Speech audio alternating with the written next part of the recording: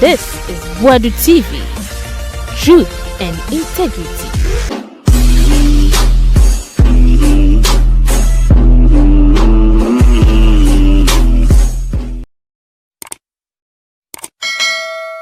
Akwaba na Bobie Ansah say Nana B o ye can implement ko kabi Nana B o when did you not tamake kana bi anchira no o ye can implement Nana B o kasa bi bia mo baye wo Ghana nurses na teacher fo go man form adwuma Kpandai asem no yisi ho issues bebre ade ekoso Bobie Ansah kasa de afa ho na in fact all cannot oma document eche OSP ni nsemu yesi gina pono bi nso ko na Bobie Ansah so no wasem ba oye ndisi ni onya ndisi ni oba fire oh yes obetitia ma okra but the answer ni oba soft yama ndisi from aha yekoti Bobie Ansah da kwasore ya am yesi ye amanfo abuafu ade ye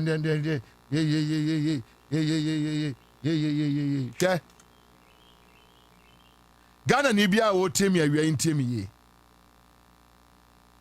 Ghana ni bia ntemi ye NDC Jomama omo ba no na nya so omunim problems e wo ho na they know na omunim problems a e wo ho.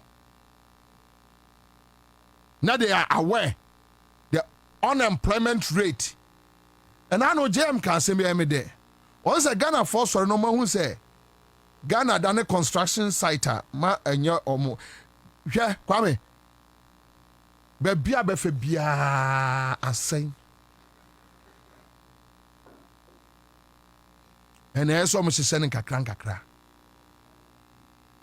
Many problems say Ghana near because Ghana for no, ya so nkrofobi graduate nurses, graduate teachers, omo call demonstrations omo per juma unemployed, omo per juma.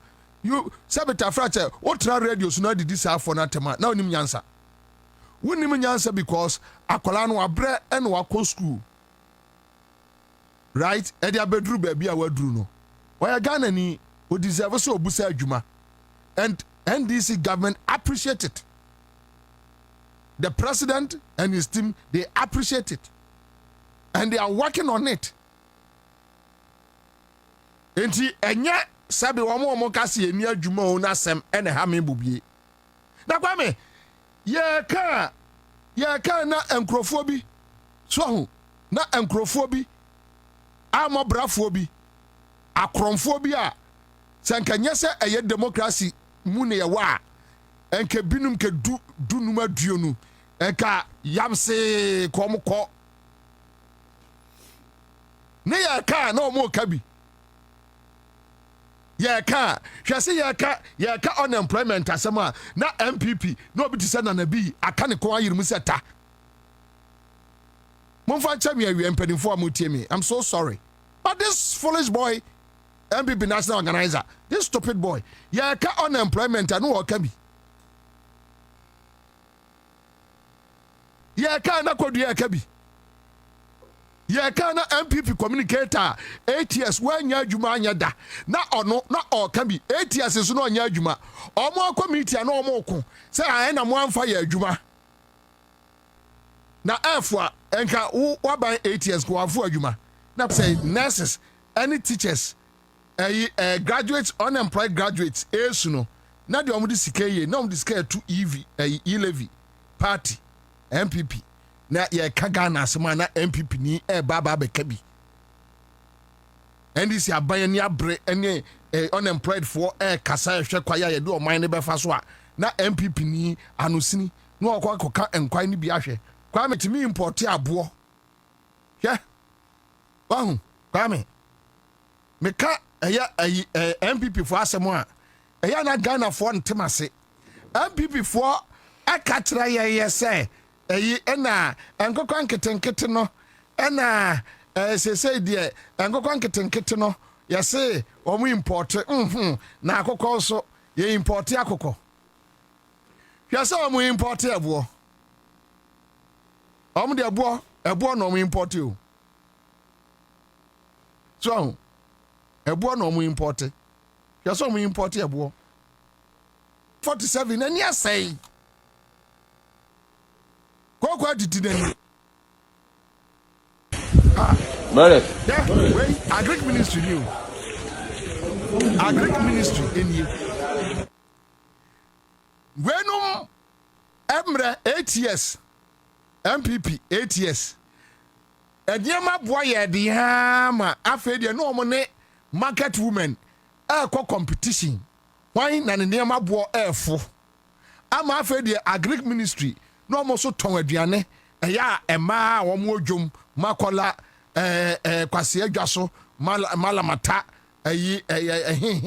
na omo no omo competition aban a wone market women competition Ekufuado NPP na omo no gira ho dakro ne bore ayedzen sa akwa no na pantan se efra ne se sohori no takrade MP no na pantan as ye ne na David Samson I was say Samson the donkey jaw ekum Philistines 1,000 as a donkey jaw no as one na pantan as a donkey jaw no a or the Samson efa ye de kum no na your friend say wamo na say de na mara bora yazin na jane na bora na yazin na dokun ant kakroba water krade ne station one no friend de ant akose ane bora na yazin na ant amara dokun na bora na yazin na ant abra ba de bora no ayadin nkwase akeka na omo beka so oboa ne mfia no nto nche kwame obi a wono oton aduane ewo ministries ekroma ahokyere ba ama ye ton aduane ewo eye Agric Ministry ene omo no nya no kasa ene omo no nya no kasa say ebro boto 500 so dokro 700 dokro no bola ayezin ena emo na me koto emo ni siu ne boadi mpo na afa kura mo de kwa me ontie o si kube asif se kube no yetoto materials na de kube ena amba ne boa ye den obi akwati ne kube efri ewuram aso ade aba no so beto no 10 cedis aban dua kube na wo akwa no mi de me hu ni din da o ni din di sai sa takrade me hu ni din da by so we nanim me de ya me hu ni din da kono ne bolo na yezin na eko takrade sek ant kakraba no hol no da kono no bolo ayezin na kenkel no ne bo ayezin ya obi asuma Nebul Ayazin, Obi Asuma. Nebul Ayazin, no, Obi Abusa Bibia. Oh, kakada. Because Mientia, Anti Akosar Nabal, and the Doctor Noble Ayadin. By Manasa Azuri Auni. I read, critics say the Office of the Special Prosecutor slept on the job and allowed Ken Ofori-Atta to leave the country before he was declared wanted. Apart from Ken Ofori-Atta, another accused person in the SML scandal who is also at large is Ernest Dakon Akori. The special prosecutor Kesia Jabin has said that in the Akufo-Addo administration, the OSP was powerless because Ken Ofori-Atta's cousin Nana Akufo-Addo was president. I have observed some misinformation concerning some of the topical issues. I want to put out facts to guide the public discourse. Some of these are facts that are known to me because I led the SML investigation and petitioned the OSP after our investigations. As an investigative journalist, I've also actively sought some of the information to help us have meaningful conversations. In the first of this series, I will address the issue of whether or not any attempt has ever been made to stop Keno Foriata and Ernest Akori from leaving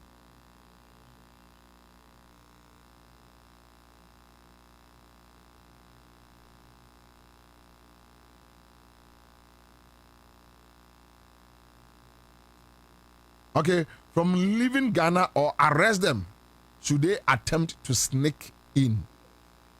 Okay, 1. So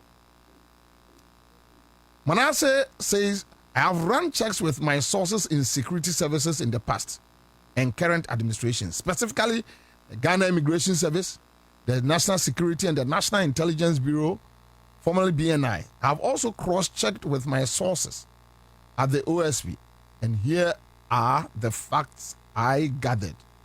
1. Stop list. If the state wants to stop a person of interest or suspect from leaving Ghana, that person is put on the stop list.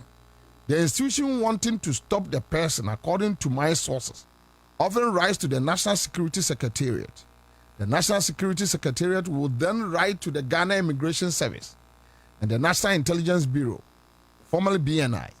Even when the NIB knows that the Immigration Service has been written to or copied, it still officially writes to the Immigration Service. Sometimes the institution seeking the stop order writes to the Immigration Service directly. Point 2. Point 3. No, a quick move. Point 2. If the suspect or person of interest attempts to leave the country or arrives from abroad, officers of the Ghana Immigration Service will stop the person and hand him or her over to the NIB until the institution that requested the stop order is called in. It is a collaborative effort. The primary contact with the wanted persons being the Ghana Immigration Service, which means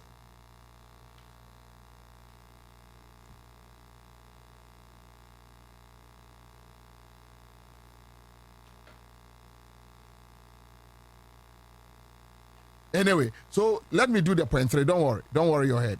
It's a month for year, they can just follow up, don't worry. So point 3. So was there a stop order to prevent Keno Foriata and Ernest Akori from leaving the country? That's what Manasseh is asking. And point 4, in the previous administration, the OSP did not request that any of the security agencies or the Immigration Service put Keno Foriata and Ernest Akori on the stop list. So offer a points that Manasseh are raising in Anua. One Manasseh is trying to arrive and say, Ejuma OSP ni ye no wanya juma yi. Keno Foriata atimi adwane. That's okay.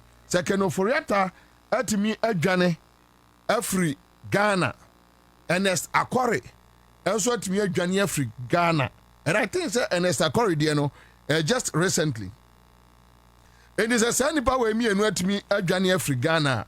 Ono Manasseh Azuri esusu say, and we are raising questions. You will stop list. Say obi ye pe obi ache no Ghana. Na yesusu say nipa no betimi adwane. Eku a omo pe nipa na ache no say ye CID, say ye Yoko. Say ye whichever institution, OSP. Otimi trauma immigration. And also through other state security agencies. Say, oh, assume I see way. You had a stop list. You had not to stop list so. Sebe ya onya kwai free kruma. Manasseh ni problem no. That is the issue. What reason? Which is legitimate? Yes, which is legitimate. You can't tell me Manasseh any point. Which is legitimate. As to whether that time the OSP Troye, but I don't say you're too about we are. Don't say you're too about we are no more. I'm by swearing in one a Keno Foriata ye won. So as to whether so much Troye at the national security, which was still in the hands of the NPP, and Omanya Honshia, we don't know, but national security NDC and for appointees by you know, Omaba took BB sa. Do they have any information to that effect? Another issue where they are Akori no, Ernest Akori no, Nancy and Ojane. Into an ono dear no so no dear. What happened? Okay, so this gentleman, Samed Akon, responded to Kenoforiata, to Manasseh Azuri. And I learned said this Samed Akon guy is working with OSP. In what capacity, I don't know. But I am say a banter on social media. So this is not an official statement from the OSP, but this is a response from one Mr. Samed Akon. Okay, and to just 2-3 paragraphs and deal with it. And Samed Akon writes, response to inaccurate and misleading claims by Manasseh. I read, Chief, stop pretending you understand the work of the OSP better than the OSP itself. The facts you have put out regarding when they left the country only confirm what the OSP has consistently stated. They traveled while Nanado was president, and it would have been pointless to attempt stopping Kenoforiata when the presidency had already granted him clearance to travel based on medical grounds. The special prosecutor never said he wrote to the security chiefs at the time to stop him. He said it was pointless because his cousin, the president, had already cleared him to travel.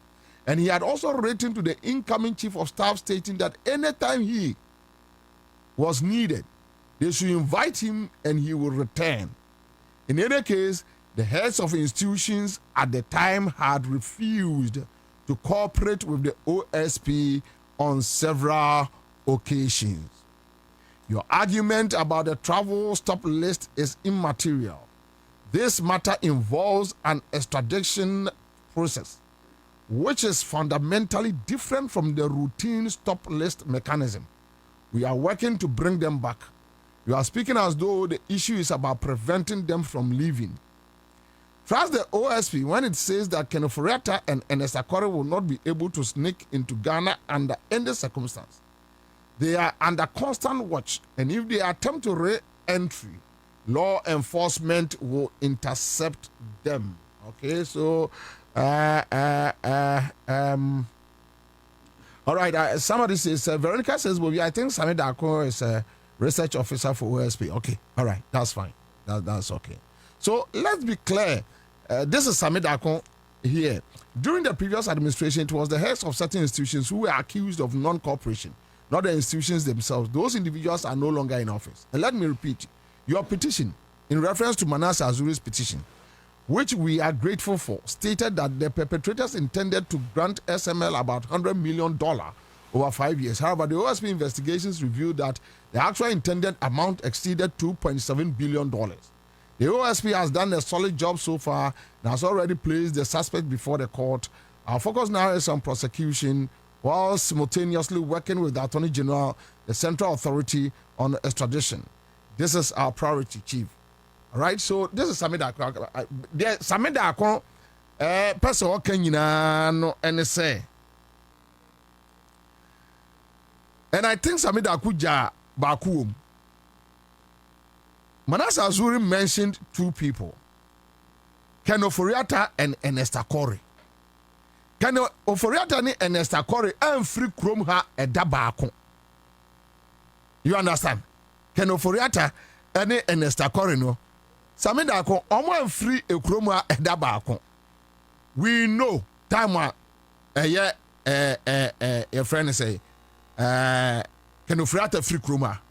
So we accept that explanation.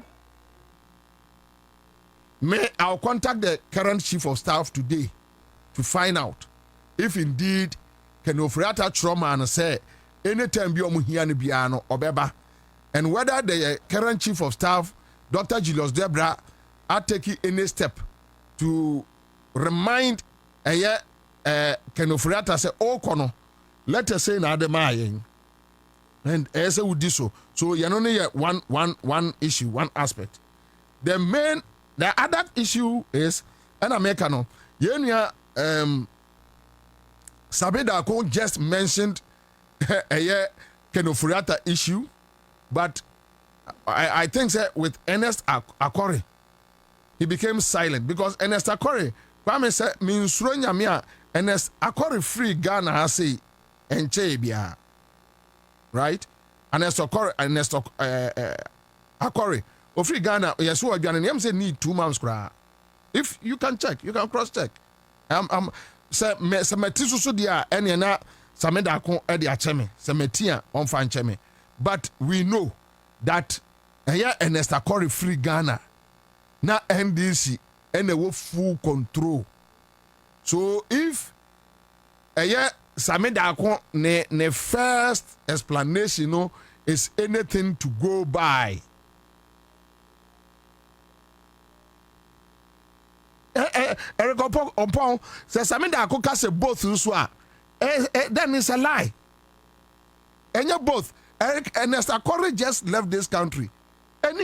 Just Google. Just I mean, am I young neighbor complaining say, then about when but as a communicator, so what's it? The Sameda Akon Troy, Semetiasia, maybe he deliberately mentioned the two and quickly scaled down and was zooming in on Kenoforiata to explain Kenoforiata and Oja Ernest Akore.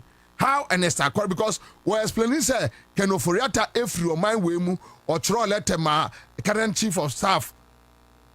Sata no nyama chief of staff. That's the interim, that's the NPP in all power. Which with that explanation, I agree.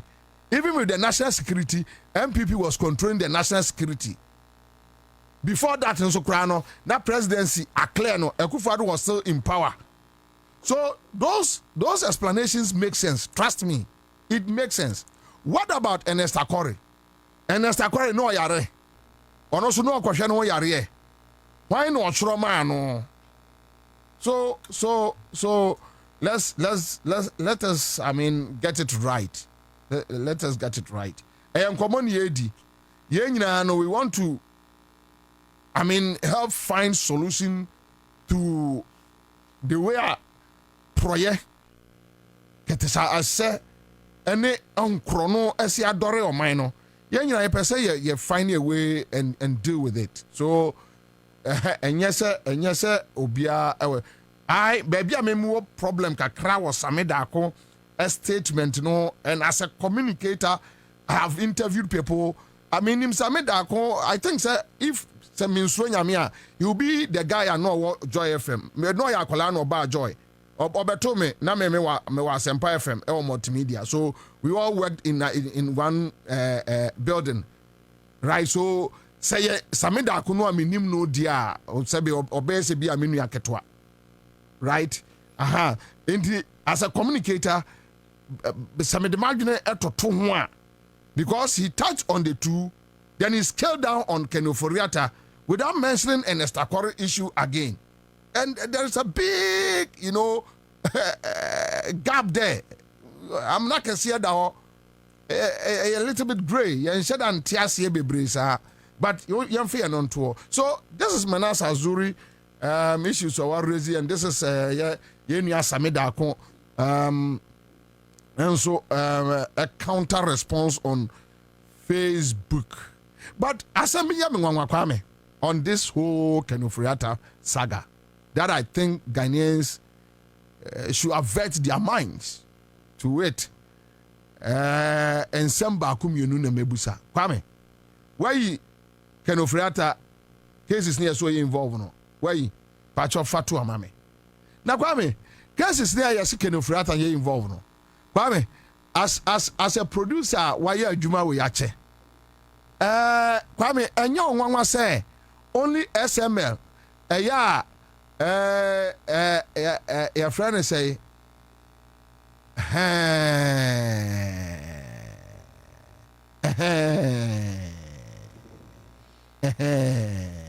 so Kwame, so this is Interpol red notice on Kevin Ofre. Mananimu free so. Kenoforiata animum free so. Mananimu free so. Why anim ni amfanye? Why anim any amfanye? Why anim ni amfanye? Fenanim bra puano meha mani. Puano puano ni anhwe nanim aha yanhwe kromfo anim kromfo. Okay, so this is kind of Oforiatta eye. So Oforiatta, why Oforiatta is back on wanted list, Interpol red notice, and this one is coming from the office of the special prosecutor. So one, under investigations by the OSP for 5 key issues: petroleum and minerals revenue assurance. That's a contract between Strategic Mobilization Ghana Limited and GRA. Yane SML no. Electricity contract termination. That's cancellation of ECG's agreement with Beijing BXC. Sa your friend is say, oh, electricity is kana ko wiya kodino. Huh? PDS. National Cathedral. Procurement and payment processes. Ambulance deal. Ministry of Health contract for 307 ambulances. GRA tax P fund. Handling and disbursement of tax fund account. So, the legal moves are there. Recent developments, we don't need it. But these are the key, cases that we know officially. Right? Yeah, Ken Oforiatta, yes, say, or ye involved. SML no. But me who bibi. And the 5 cases ni nyina no. OSP nkwana investigate yana. 5 cases no onu nkwa. And I say there are security agencies like Yoko. Like a friend say the CID office. Almost yebi. Almost handle matters ni bi ana. Na omono de no say na esi kɔ akosi say attention ni nyina kɔ SML no so. Ani agya PDS na to. Ani agya National Cathedral to. Ani agya ambulance deal to. Ani agya GRA tax P fund na to. Something is not adding up somewhere. I disagree with the OSP office on so many issues. But I think the NDC executive arm, the central government, headed by the NDC government, and some ano extra Ghana for Efra Ken Oforiatta de way home. It can be say a OSP nkwa na ebola aselase. Amen. That is my position. Me Kwabena Bobie Ansah and America say mucha tape na monfa nkoma ayenin. Any vice president, any president say me Bobie Ansah me consensus am reason no me ye Ghana ni. Me ye Ghana ni ansa na me ba ye NDC ni. Me ye Ghana ni ansa na me ba Ghana wo ho asante beto Ghana egbefo beto Ghana enkranfo beto Ghana eslimfo beto Ghana ye beto Ghana. To me, a Ghana ni first. Me, that is how I look at things. Me share dia, me share from Ghana first. And son makwa share where I belong to. Me a Ghana ni first, and son me be NDC ni. So let me speak as a Ghanaian. Don't come and tell me that so and that. Me se kwame 5 charges. Me ntibi biase bibi hwehwemaso. 5 charges. 5 cases no, sorry, 5 cases. 5 cases no. SML nkwa na ase ye nyina ya adwene kɔ. SML nkwa na ye nyina ya triensa wo OSP so. 4 cases na ka no.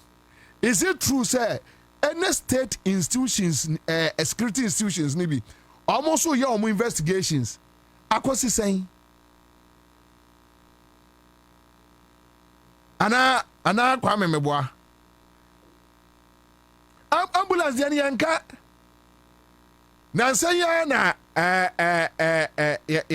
your friend say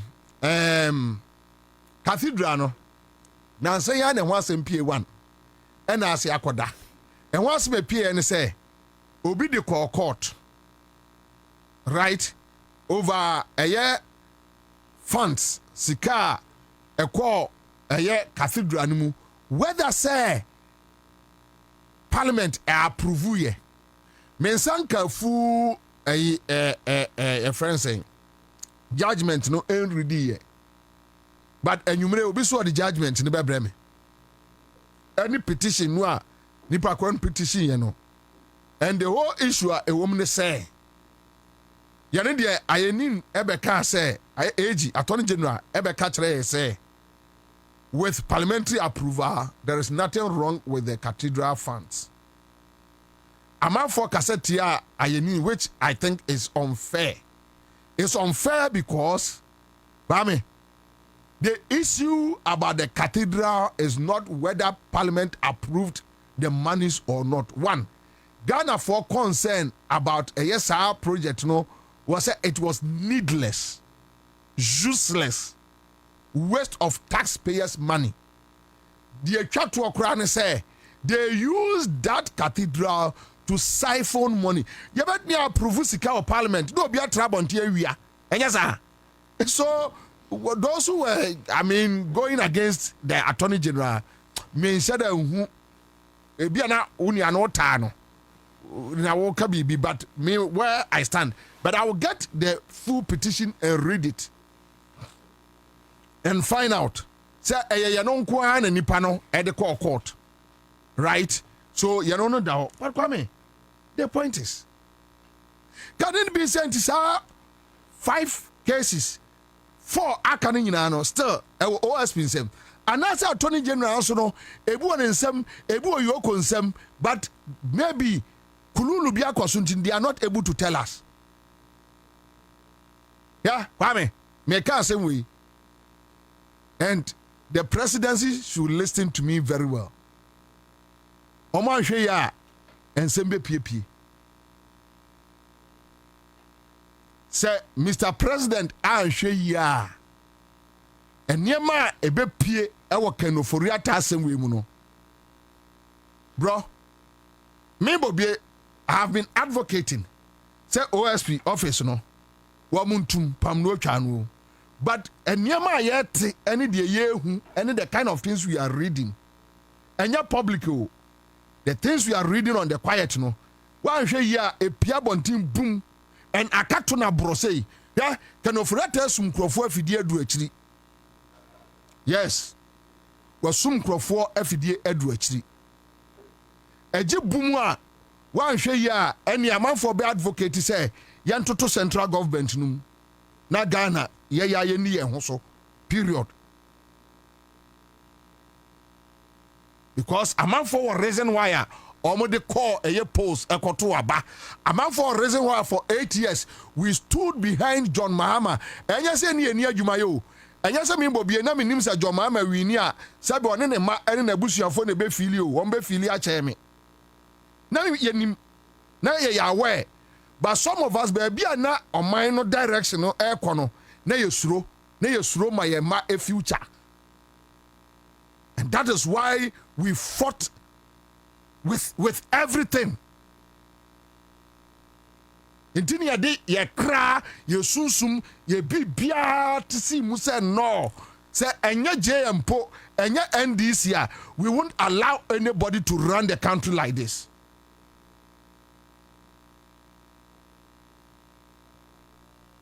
But for now you benya abotre.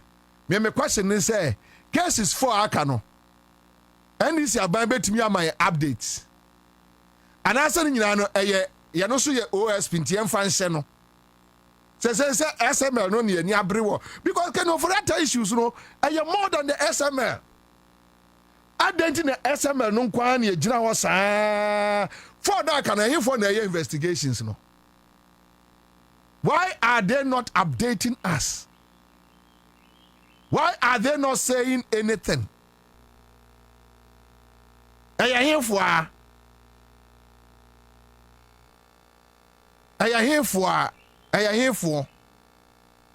na investigate sa enyema for. We want to know. Ghanaians want to know. The street want to know. Ambulance case, PDS case, P-Fan case, me pamacho. Yes, Ramo. Aya here for. Now, and I want to ask na yenua pani attorney general omoaye Kwame, from what we are hearing, the OSP are providing all the information. In fact, the OSP, there's a mistrust between the OSP office and the Attorney General office. Yes, there's a mistrust. As to why, I don't know.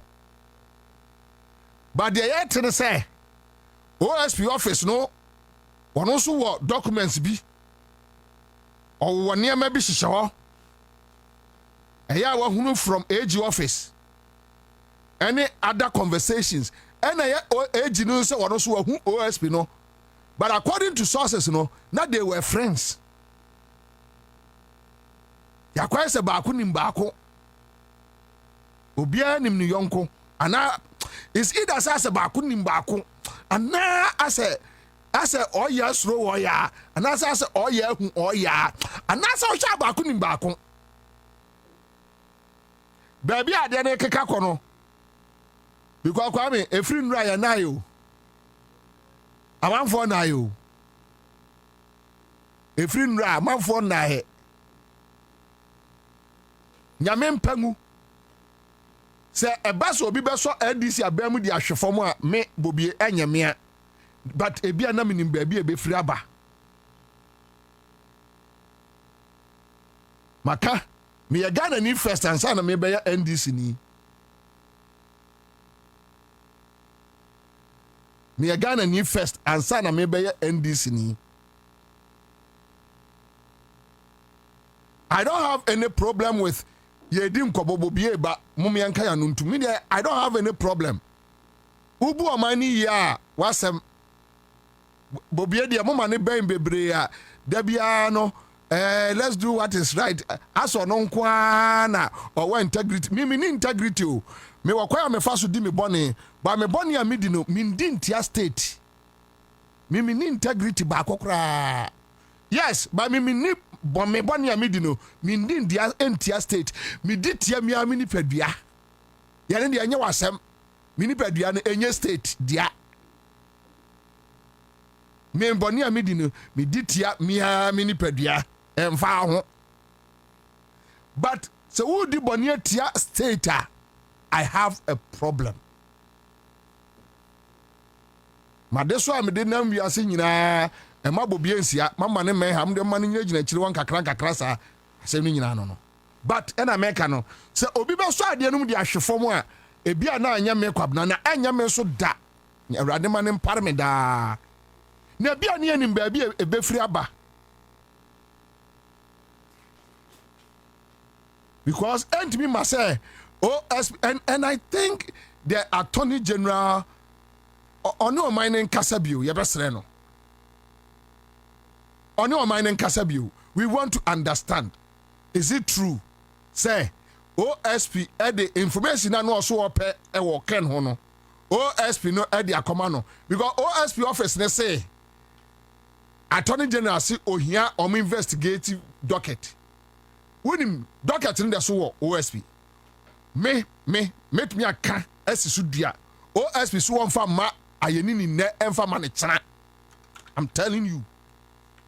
Obviously ayeni ni say ope full docket no investigations no o ye statement by statement no and ope me mate say OSP na akodim komo baabi say onfa ma ayeni ni ne onfa ma ne chena bullet points a ewom no omo yiyimu e de ama no de say ayeni ni ehia de ye adwuma no omo so omo de ama no right omo say omo de ama no. So this afternoon we just want to understand, is it true say ayeni ni eye age ninsaka information ohia no afri OSP na kendo forata asem no oye ne there because no says an ninsaka obetimi ednaba enya sa. And now the question is that, is it true say ninsaka Attorney General saka ehifan ye drew because OSP office no omo didim komo baabi bebre Baby on bedin komo bia so ye to din ye hwe omo. Ekroma obi ni mobi o. Ekroma obi eni mobi. And I think in this matter, as you take strong interest in this matter. Na yantiasie ye. Na yantiasie ye. It's so simple. And the question I hear busano is so simple. And I like the way he says so you say, what is the Attorney General's position of Kenoforiata on all the issues? Why are they silent? We have 5 issues. We have 5 issues. And that 5 issues, no, we are just talking about only 1. 4 akano, yanyane day. 4 na akano, yanyane day. 4 na akano, updates bay. 4 na akano, can we know, baby, I do on Kenoforiata? Me pacho, Massima meeting akano no. Menkasa ebiu on this matter. We will leave it. But enyama ebobo ebano. OSP ni efili say as a Ghana for the woman say treat on nko so. But enya on nko amanfo bi ka ho within your friend is a government. I even heard they say OSP for no say sledge God for oil no. Nanka your friend is a Rimonacha Yoko for Juma. Ena Raymond Acha anye ena OSP yeso mo ana echo ready no that is what I'm hearing and some no doso and some businessmen have started recording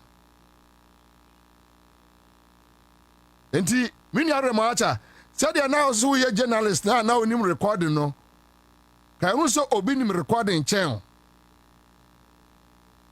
Montras na munim komoni yi. Moma ye nyina yanti issues na se pefe. Na ye moving on as a country. We have a reason why we stood for 8 years. Ya ye jina me John Mahama no ontua meka bosumi o. Ontua meka bosumi. Ena na me minim se me fiefo nyina ye NPP fo.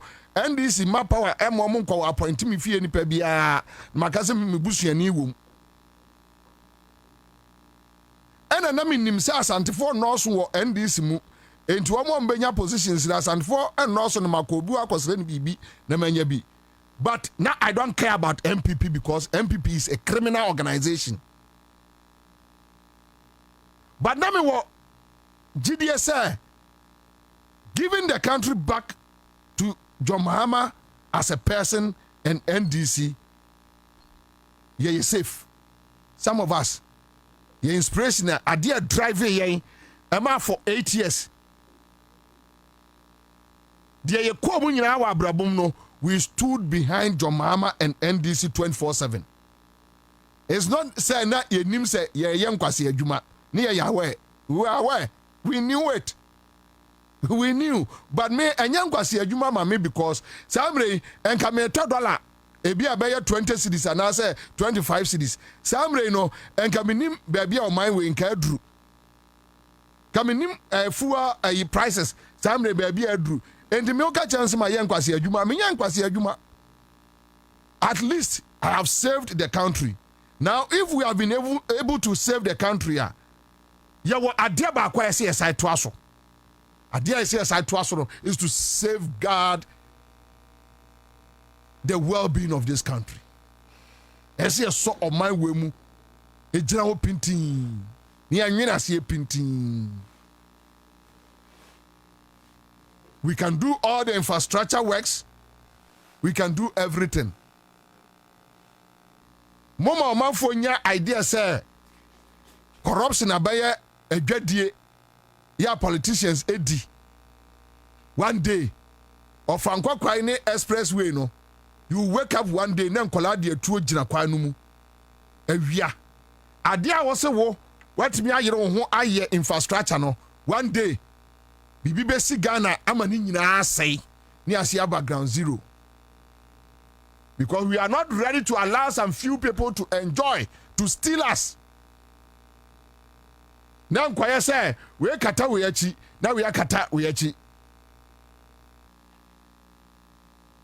We are not ready. Entimo mayehu Mauto me ni attorney general number.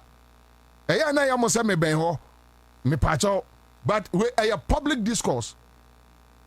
Me jina oman mu ni nyina nam 4 cases na aka no o mayehu why na handle OSP and I say hwan ya update no way so simple. Kwame for Ministry of the na me to no on Springfield mesra mampani Kevin Ochre Springfield oil ene aban adwadie no a omu bedi no mesra mo nhwemu yi na nkofa asemo ama Kwame Kevin Ochre ne photo ha fato ama me so ni no Kevin Ochre spring oil fan picture to a na fa gina po a picture to a ye besra mo ye pamochaw mama nkofa yes scandal bia ma ye hu bibia enye yi ye sra mo ye pamochaw.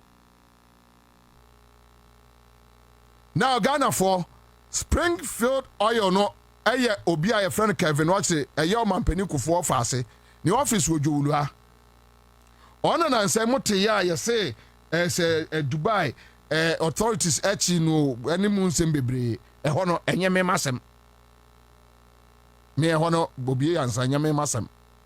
Okay, going forward Abrantie ewo eye oil field on friend Cape something come fato sontem. Now according to sources no. Okay, so we every Ministry of Energy and Green Transition, not just a Janapo. Okay. According to background information, this guy Kevin Ochre, one on a West Cape 3 Point Block 2, and I think say almost or apply it in 2012. 2015, 2016, and an insakaye. Almost industry, no air catcher, say this guy for almost 9 years now. And to me, anya she. Ewo, yes, oil block no. Tio, Kwame, this Kevin Ochre guy, that is what we are hearing from industry players, no. Now, this guy through energy ministry now Janapo issue statement catch there say Ghana buying interested was half field in the Muntino almost say aqua to every abrantian in sim. Meanwhile, what we are hearing is that Sir Oje block no nas went to me anya a juma for some years here, you return it back to the state.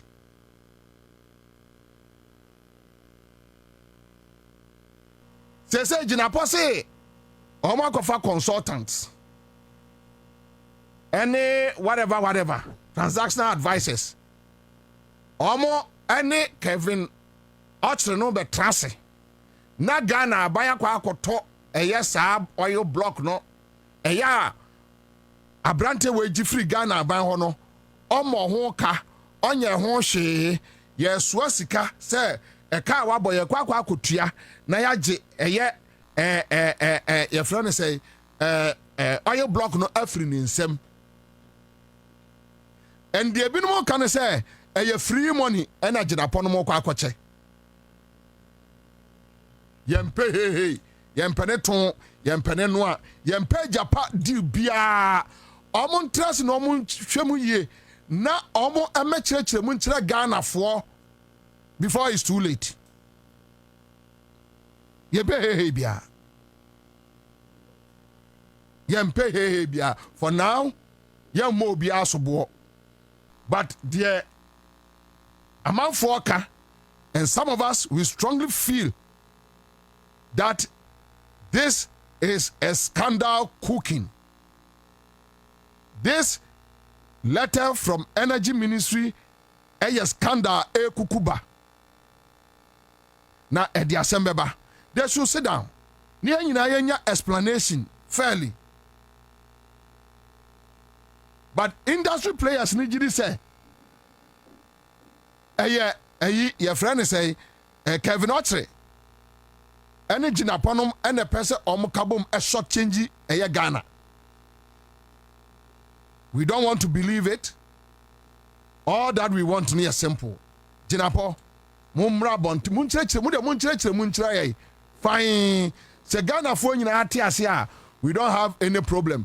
Ghana for enya obi an feedi Ghana for me Bobie me koto madua na me di am nkofra Ghana for nyina say obi a sori a obi a feedi ono an ho. But adia dia and we need to protect it. This is the Kevin Ochre guy. President Kufuor offers no nie. I have dealt with him twice.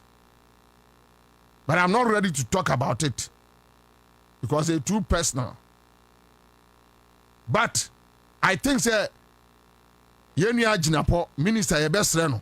Why ya there with doom so? Why ya there pa Mama bibia me for natare. Said ye bona basu odum so ho no. The same thing ye betwe na bo so. E was our Springfield we ho. Containers na sem no ye ma ho. Enye se bia ye refi, ye remfi. But we know the time ye be strike. Ye remfi ye. But then America no, Jinapo has done so much for Ghana when it comes to doom so. You can hate him, you can love him, whatever. You can't take that credit from this young gentleman. Yanoso enchre say onkwa na ya ayi brantefo ewa Ghana usis modern. Nti enya o na efo tikowura osutru mu. Yano dia yantiase. Our position is that there's anyama ye who free Springfield ni mu no enya de papa. We may be wrong because yasu nipa. Mind you, enya se Bobie tia no de Bobie hu bia na ye correct. Ene na che se menso mo abodam kakra. Ye call ne say they should explain further. We need transparency. Simple. We musa de bia din bia. Obi ama obi akromfo. Ye nyandru ho. Ye keka ko ho de. Ye keka ko ho de. Ene mini GMPC 42 and akasa today, just today. Ochina, we are going to meet some oil moguls white be. We need further explanation. Yensa kan nyina wia. Yeva komo obia o. So obia ha obia so obia nya adwuma o. We are coming to public straight any nani Ghana for nyina because you see we went to the people. I don't mean can't say me say me Bobie Ansah mankobi. Ebi asata na wo no abusuafo mo ada. Ya de anim konkrofo ko catch them say we will give you transparency. Enye afi na ye ba ba kokwasa on 11.2 11.2 11 is that's how that range a little above 11. Okay. It's okay because Okay. you also do September, October, November now. And not pressure no demand you know. Yeah. First on Quebec also. This is the first time I mean so far me say yes. Because your stability pass so far. Oh, Okay. okay. Can you first now? And can I kokwa that? More expect to say you December mu deep no ebeye diana Yeah, sure. So 11.14. Me yeah, sure. 11.14. Oh. 11.14. About get the crop incodu 12 cities.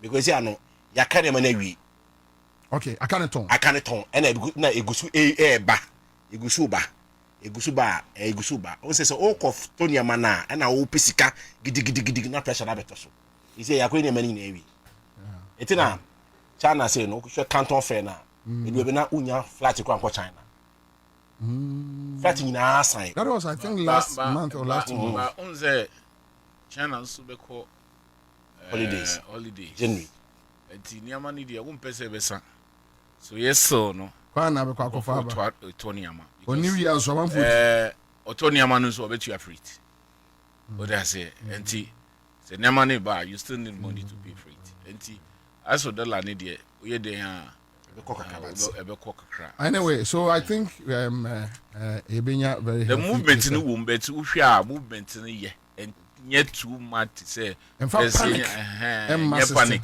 there's a panic kra na we were na asati down now we say okita sika no ntumi vanye you say there you upe na ukwa je say ukwa koto niama ne the rate no to a wo de akokra wo niama asa what I say we to the see who say we esan say sika no be cost rent go to see there sa we need the attribute.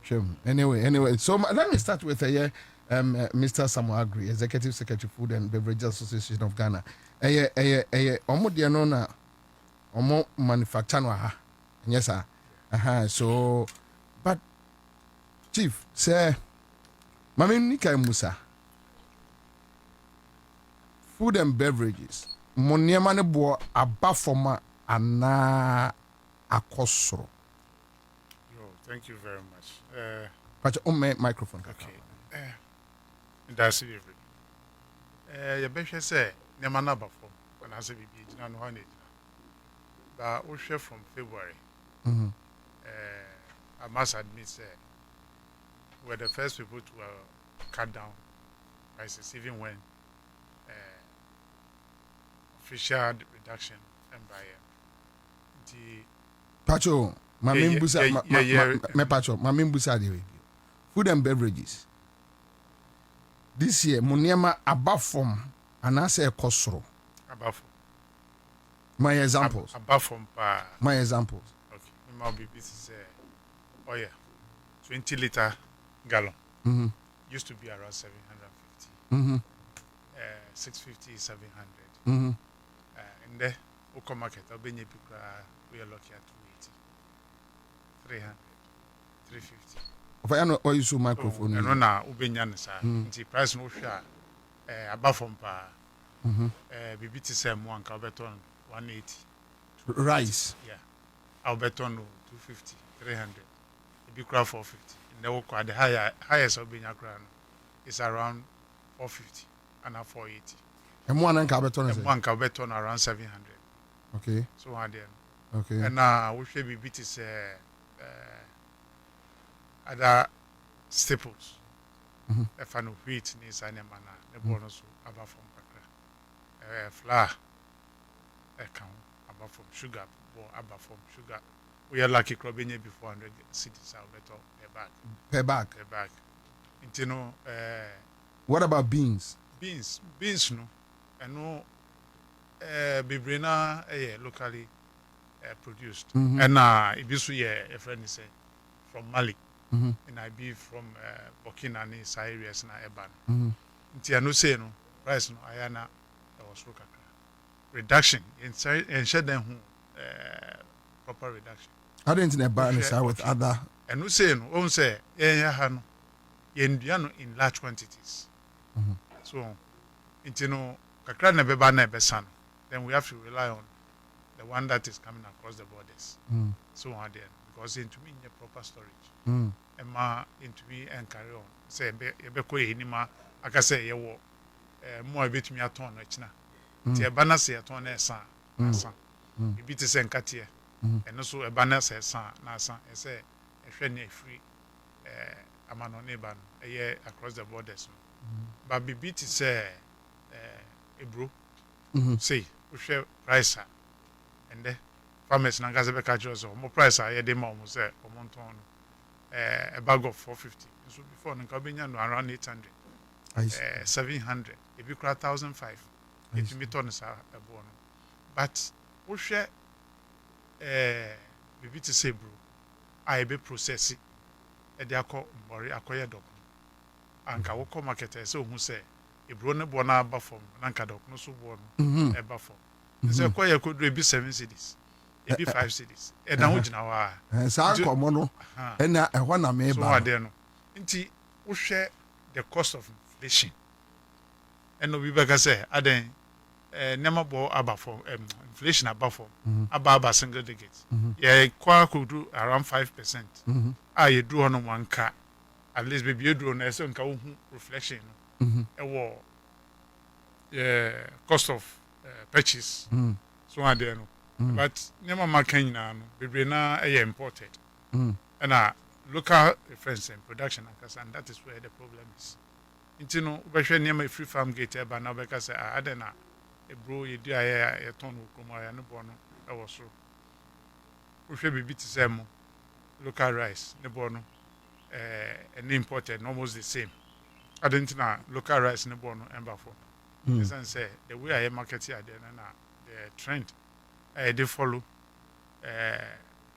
concerning the prices are nka wo compare imported one obeka say imported one aba from and they say local one aba from but in these indicators are yeah this share in pricing our local produce very very high omono ye nhwe say see the aba from they say no so aba from why almost share transport the cost of transport and no ne ye ade titru a e ma omo ye we na input a omo de share phone ni mu e so mutumi e break even na wo de usika share e phone na se bo no e du tam obeton na se dwede ni ba no ka je se o e ma o e bia fan say 100 cities na wo so hwe na ka wa bo no is around 90 cities nti me demand sa 100 cities na emboa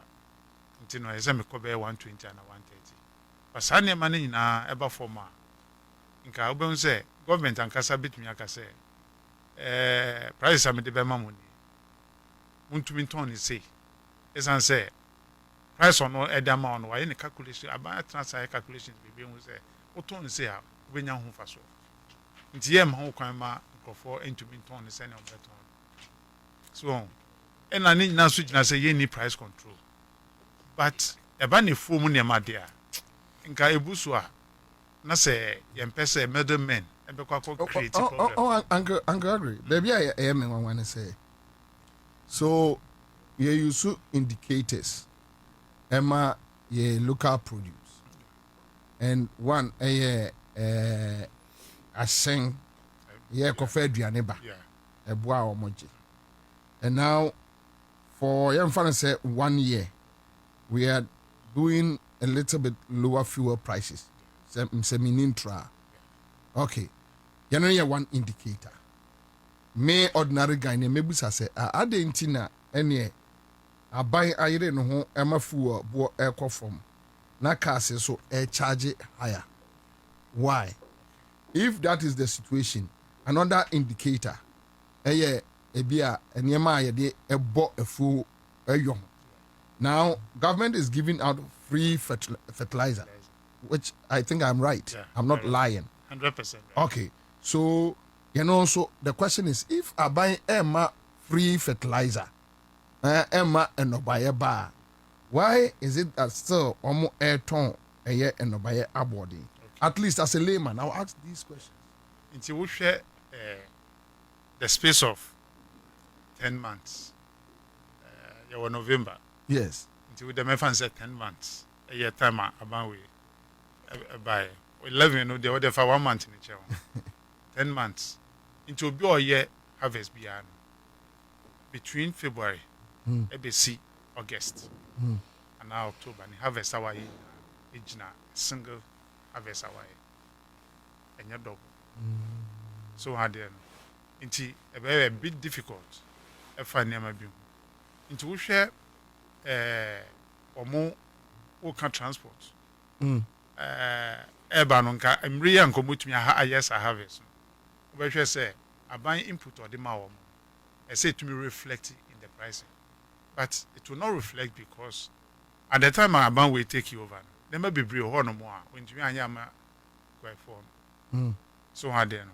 afiance on the name tutu akwanya sanema no bet me hu no in the next friends harvest and nti na nkrofo edua mo no omo ka just I'm more abanzo into minto but what goes into it processing and at the middlemen are from aggregators so omo koto ebeton so aden omo senye greediness of friends pricing factor ono akofa dey na ka just from farm gate to the market otumi boka intino on hwe na on boka sa into no profit crop be no is about 10 times the farm gate price.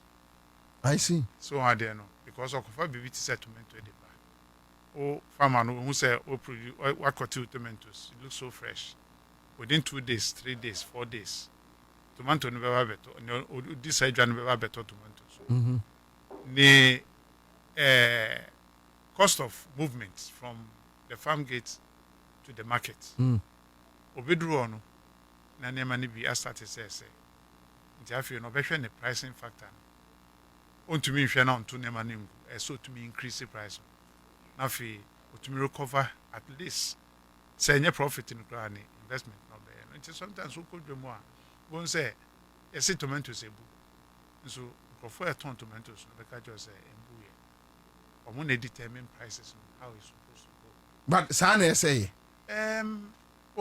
and I make us a years gone by nkrofo enim say na ye obi bi say food distribution centers and no aban na koto eduane from farm gate until the farmers price are guaranteed obana tomatoes no osemema 200 sa 200 ono farmer no nim say a guaranteed price obeto aban be transportation dey aba e dey be see market na on hwe so no we profit at least or very cover the cost or the farm and the buyer aban boka so boka crap na obetumi aye a little over under na gari na what on ade no wana omo ekoya aggregators omo ana be ya ba adwuma ifo yo no omo ana de be ba market there be on say government has set up an agency say bibiti say emo eba cocoa price yenim say okwa a guaranteed price so ton 100 cedis sa no ton e wo emo bia no cost for export for local processing emo e say to me treating no the same into corner say emo no ebua aban se mato I put it in the silos waiting for processing because emo program and the problem kese okuta ni say do time on be harvest na so mo nyu bi obeto o de mo no kogu a oni processing bi obeye and a procedure bi obetumi a control mono humidity nti mo no be go na awo ebi be say nti no be kwa koto no ontumi process so betumi process a ya obi e friend no parboiled eno no e ho na obetumi aye sai mo na through the system dam parboiled ni just say oben nua mo no ansa wotumi at the husk na afi wato yenga na for yempe parboiled rice Ghana for mpe so na very good quality so ade no nti it is na water brown rice and all but nkofu edi salmon no by Nigeria nti odugu ana se hwe na nyewe ya Nigeria for they will come oba ono price obebo no omu nyina ye ba kope Nigeria for any choice they buy them Mali for no motor no de ko no ma kwa processing nti ono no price obenya when the emu no se wo no so ton a eye ma no since Ghana ni be kwa koto na Ghana ni beto aye million na ono per fresh one nti at the time no yen harvest that is where government must come in our to say money na de kuku your friend is silos no and the banks no or the kuku ono are waiting for processing now be no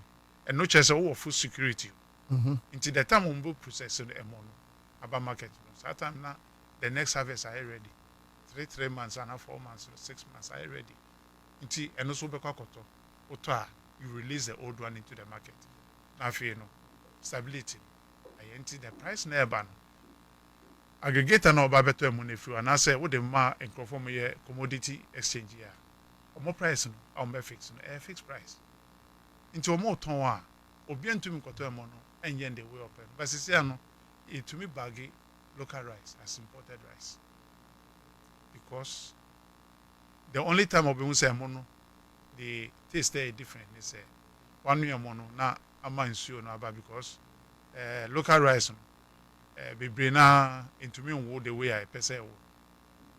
Oh.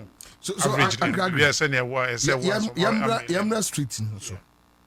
This conversation about talk gas lower price.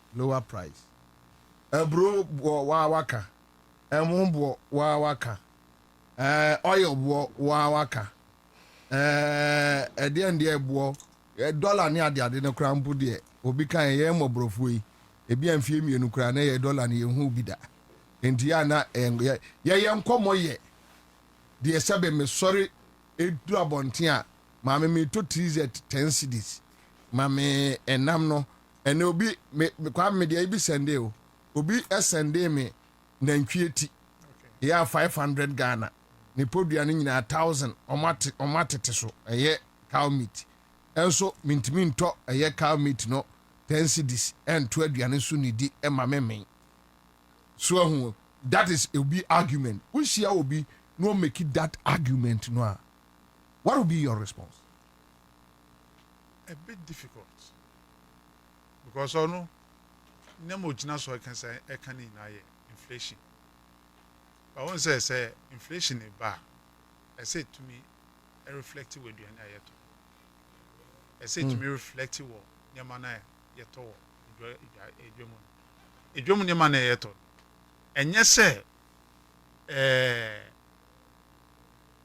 bibi ena oma yema price no eba for cedi no so ni nyina no begina obi be ka se cedi na omukọ ekoto sardine crowd ne bo ni say but we share the cedi against the import value so ade no nti omo side duane o te se na wo kan ya me kwa koto wachi ana me koto buku ana me koto we price e cost say nka inflation reflect the cost of the cedi no sisi ano sabo from me 10 cedis me koto wachi ya ese se me to the same 10 cedi ese nka me to cedi ana 5 cedi because the value of the cedi very strong and so no yen krom no yen hu ni sao. Why? You mentioned say Titu or the aggregators no example about greed. So let's assume say greed. What do we do? Obia send me a message and I don't know whether you support that idea. And the person says the government needs to open its own departmental stores and malls where Ghanaian products and the few imported essentials are sold like it used to be under UTC, GNTC. This will serve as competition for the greedy traders who refuse to reduce prices because of politics and thievery. Exactly. STC and new plans should be able to bring in spare parts cheaply so we can go to them instead of abosoking. So what do you think? Now, all can I'm saying, and one American, say government it to me set up some food distribution center. My example be KTM and KTM, your former your friend is agric minister or resign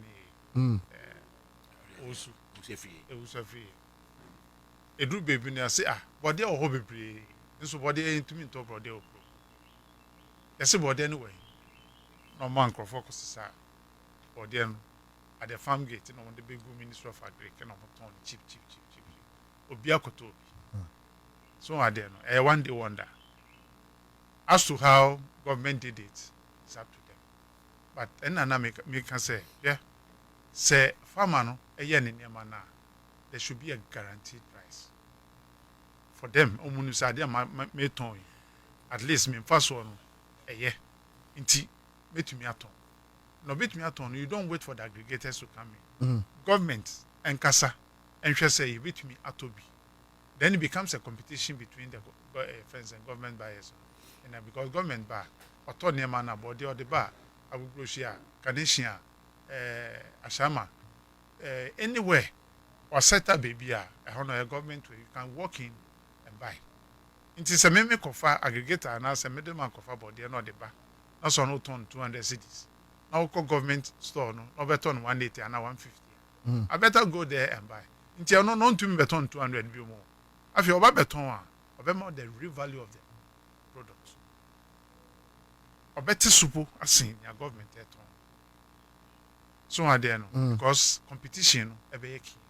But no harvest be omoye bi ano omuja e mankrofo na gasa e determine the price that they have to buy or sell. So that's where the problem is coming from. That's where the problem is because so meaning you can't use inflation single digit to control it. You can't use a CD appreciation to control it. If we want to control it, that is how we must go. We must have a constant a buyer. The buyer no and yet the private person. I buy no na better.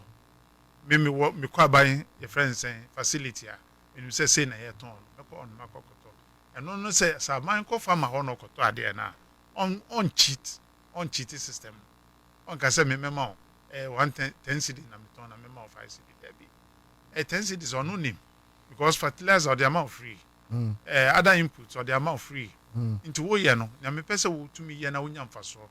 Eton memo credit amount credit faso da so no kitikiti bi nti ese mitumi to na wotumi kotua wo se sika no kofa no ko je no bosia faso da so no wotumi but me ma so ade bia me kan se hwe farmer eco facility so ko diska ese 0% esan se ye krom ha no about 90% of farming the friends input in here rain fed nti senso na nto na se anye yi a asemaba oboka nti no oboka no obeyden wetu asaka nti no ese etumi hwesa na ma nyina na afi ye ma farmer ukwakoye farming na e ma eya kono se me kwakoye bi ukwakoye no den na obeye okohu okosua enya nimdie se ye we ya we na meye untumi enkonkodua ebro o bibia odua bayira ebeba anami kodua bayira obibia eduebro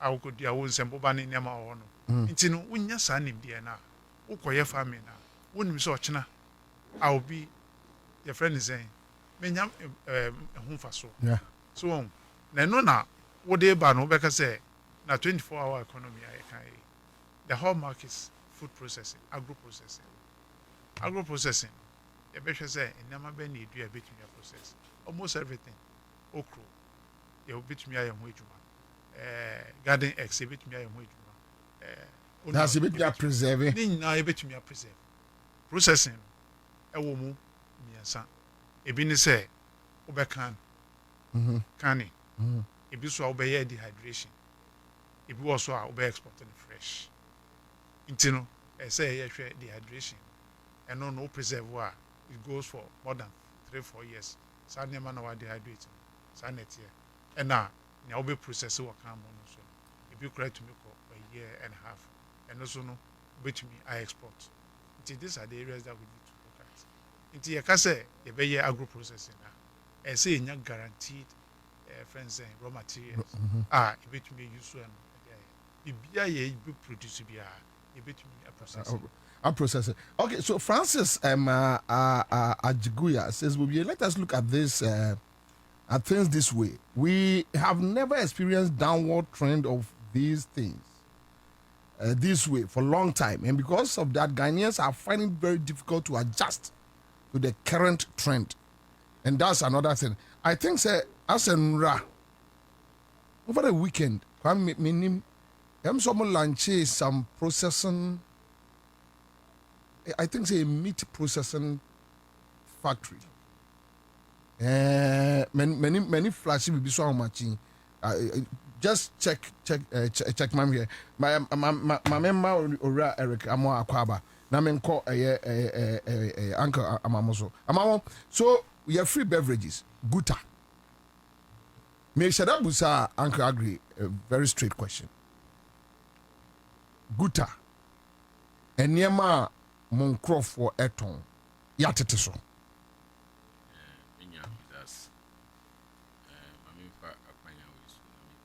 Pacho, use your microphone. Fanchia traders nya ewo mokola wa aboso kan shi magazine area let us be factual. Yes. Niama no ya tete so. Mo tete so. Ya tete so. Adwadifo atete so. Me kan kire wo mo kwa koto ade ne se. Wo mo sma wo mo so mo koto niama no. E wo mo bi se wo mu yi. Ebi mu wo ho a Mr.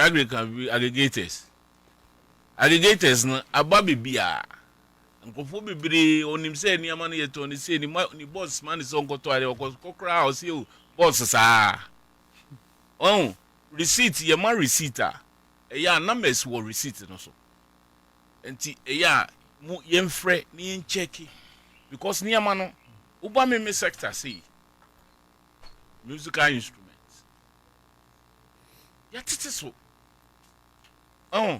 dia be na masa when fun say amplify those days beginning of January amplify obenya amplify CA amplify CA20 obenya the base 6500 and then 4300 upa mami 4300 be ma ba ku so abrosis ya really yes ya tete so but who say boys na yes sma wo ni nkrofo no munim say any boss no go bisa ogo boss o musi sa o no ni ati ono ati de ahye no niama you uba krom na wankasa uba krom a so the issues no anya adwadifo no a debi niama no ya tete so ade no debia last me ba ha no me ka kire wo say market forces no na ebe adjust the prices because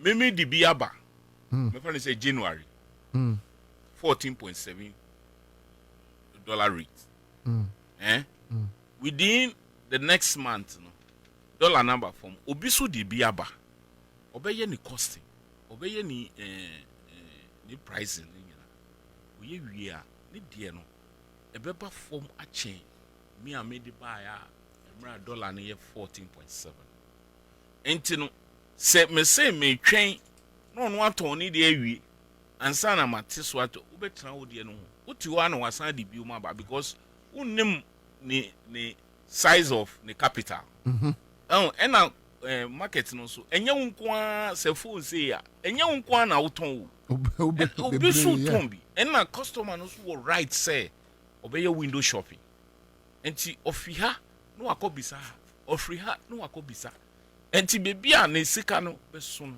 why den price no enti se wo niama wo ho na ebia me wo niama me product bi wo ha me de ba November last year enu nkyere say meye we because say no se me teso se me say me nteso obi di bi abase omo Sunday bi abase ya wateso enti se me say me nteso na me anton na makof mansa akofe bi aba betra ho ade no beye wo ha beye outdated ye niam de bi wo ho a to ade say me say ya o use ebedu baby and another fixture aba enti na mix away outmoded enti you be forced to what to sell enti say obi kan kire say oh you see we enti so omoba ebi mo a oba na yate so kura onim say ni master on bisa o no tia she o yes hard me kama kire and last me person me kan bo so kan hu asem but ye share any transport for share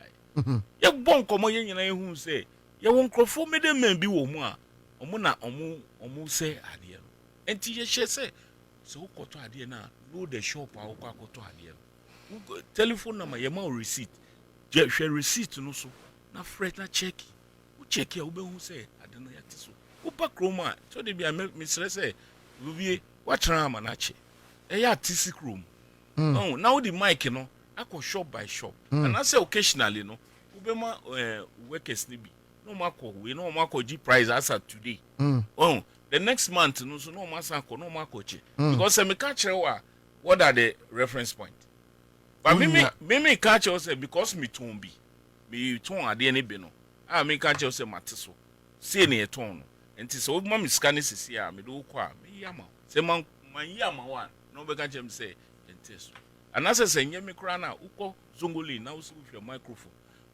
first we be wo had cord mic 300 anyway and then 150 Really? Yes. And yes, sir, me obi see you. Would they use 150 mammy? Me delivery amount is here called micro. Oh, there's it. And who man dia, who man share. Matthias. Oh, enti your types so. Enti say obi can say nyamana yenti so. I don't know. Maybe the rate and I say marginal say omu. See, I can't fit January. Dollar rate is 14.7. And then Ababe say 11.2. When we are math now, a little above 25%. What do I say? Rice as some year can say reduction rate now. It's between 21% to do a 16% and that kind of average. What do I say? Yeah. So that is it. And I didn't hear about form. But customers and I say Timemufo per se, the rate is on per se, reduction in your 50%. And some who say, they say, you kind budget, finance minister call market or a boom see who Conco when they turn 12 cities and they are turned 6 cities. Yes. What I say, or years are 12 to 6 near 50%, and that is what they want to see. On to me who open transport say, oh, transport you see, 20 cities are. Officers they say transport near 10 cities, and some who say oh, but they say at baby swa. They say, you know, yeah, statisticians are almost inflation here 8%. First, no, nentisa. Now, just the rate at which prices is changing, you know, about 8%. But slow. But what is our argument way? Oh, a lot of fun to tell me so turn Ghana ready for no. When you call let's stick to a lot of foreign Chinese for no there and to that Ghana for ready for 3 more ding. Say obi kasa bibia me ka say nipa no or compromise quality. Other say upa metumi di wako me pese mebo bibi. Yeah. Metumi di wako ni yakoto canvas, ordinary canvas, wala canvas bro nyai. Yes, mo use microphone no. Bro nyai. Ube hu canvas bibi. Beto after Christmas no akwala na ntumi use canvas no. I didn't hear. Because it's low quality.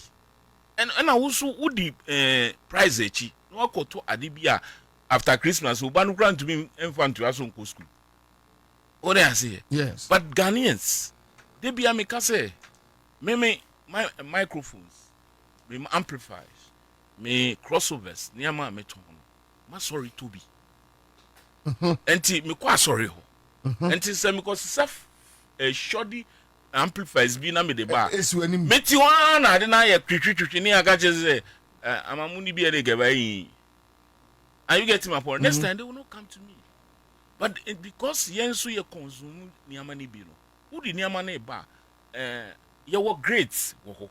Won obi wo ho a China ni ukona de omum pene say tiso.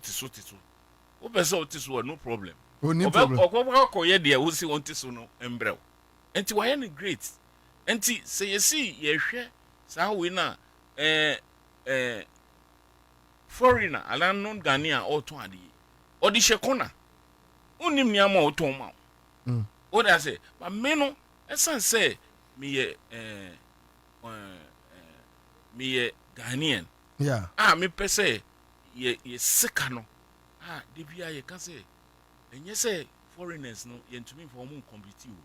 But niama odi beba odi shodi niama beba no abesisa ye hard end dollar no no de ko enti ye ka say enye say ebi so ye gu adwuma no but to de bia more niama na ni omade aba no hwe niama the quality of niama ye koto because ukoto German spec ye nya enim ukoto German spec na ukoto baby spec o re say you see the quality wise ube to weigh 10 times now sa the auto back no or that so you need there no what I say so comparatively ube won say yes say ube say ade a wo to yi guarantee wo warranty bi wo what I say yes niama we no ngane ube to ade ama o che on jira ha bi mu uba ahunu bi mu Okonanim. Yes, we feel because on the Madia what amount.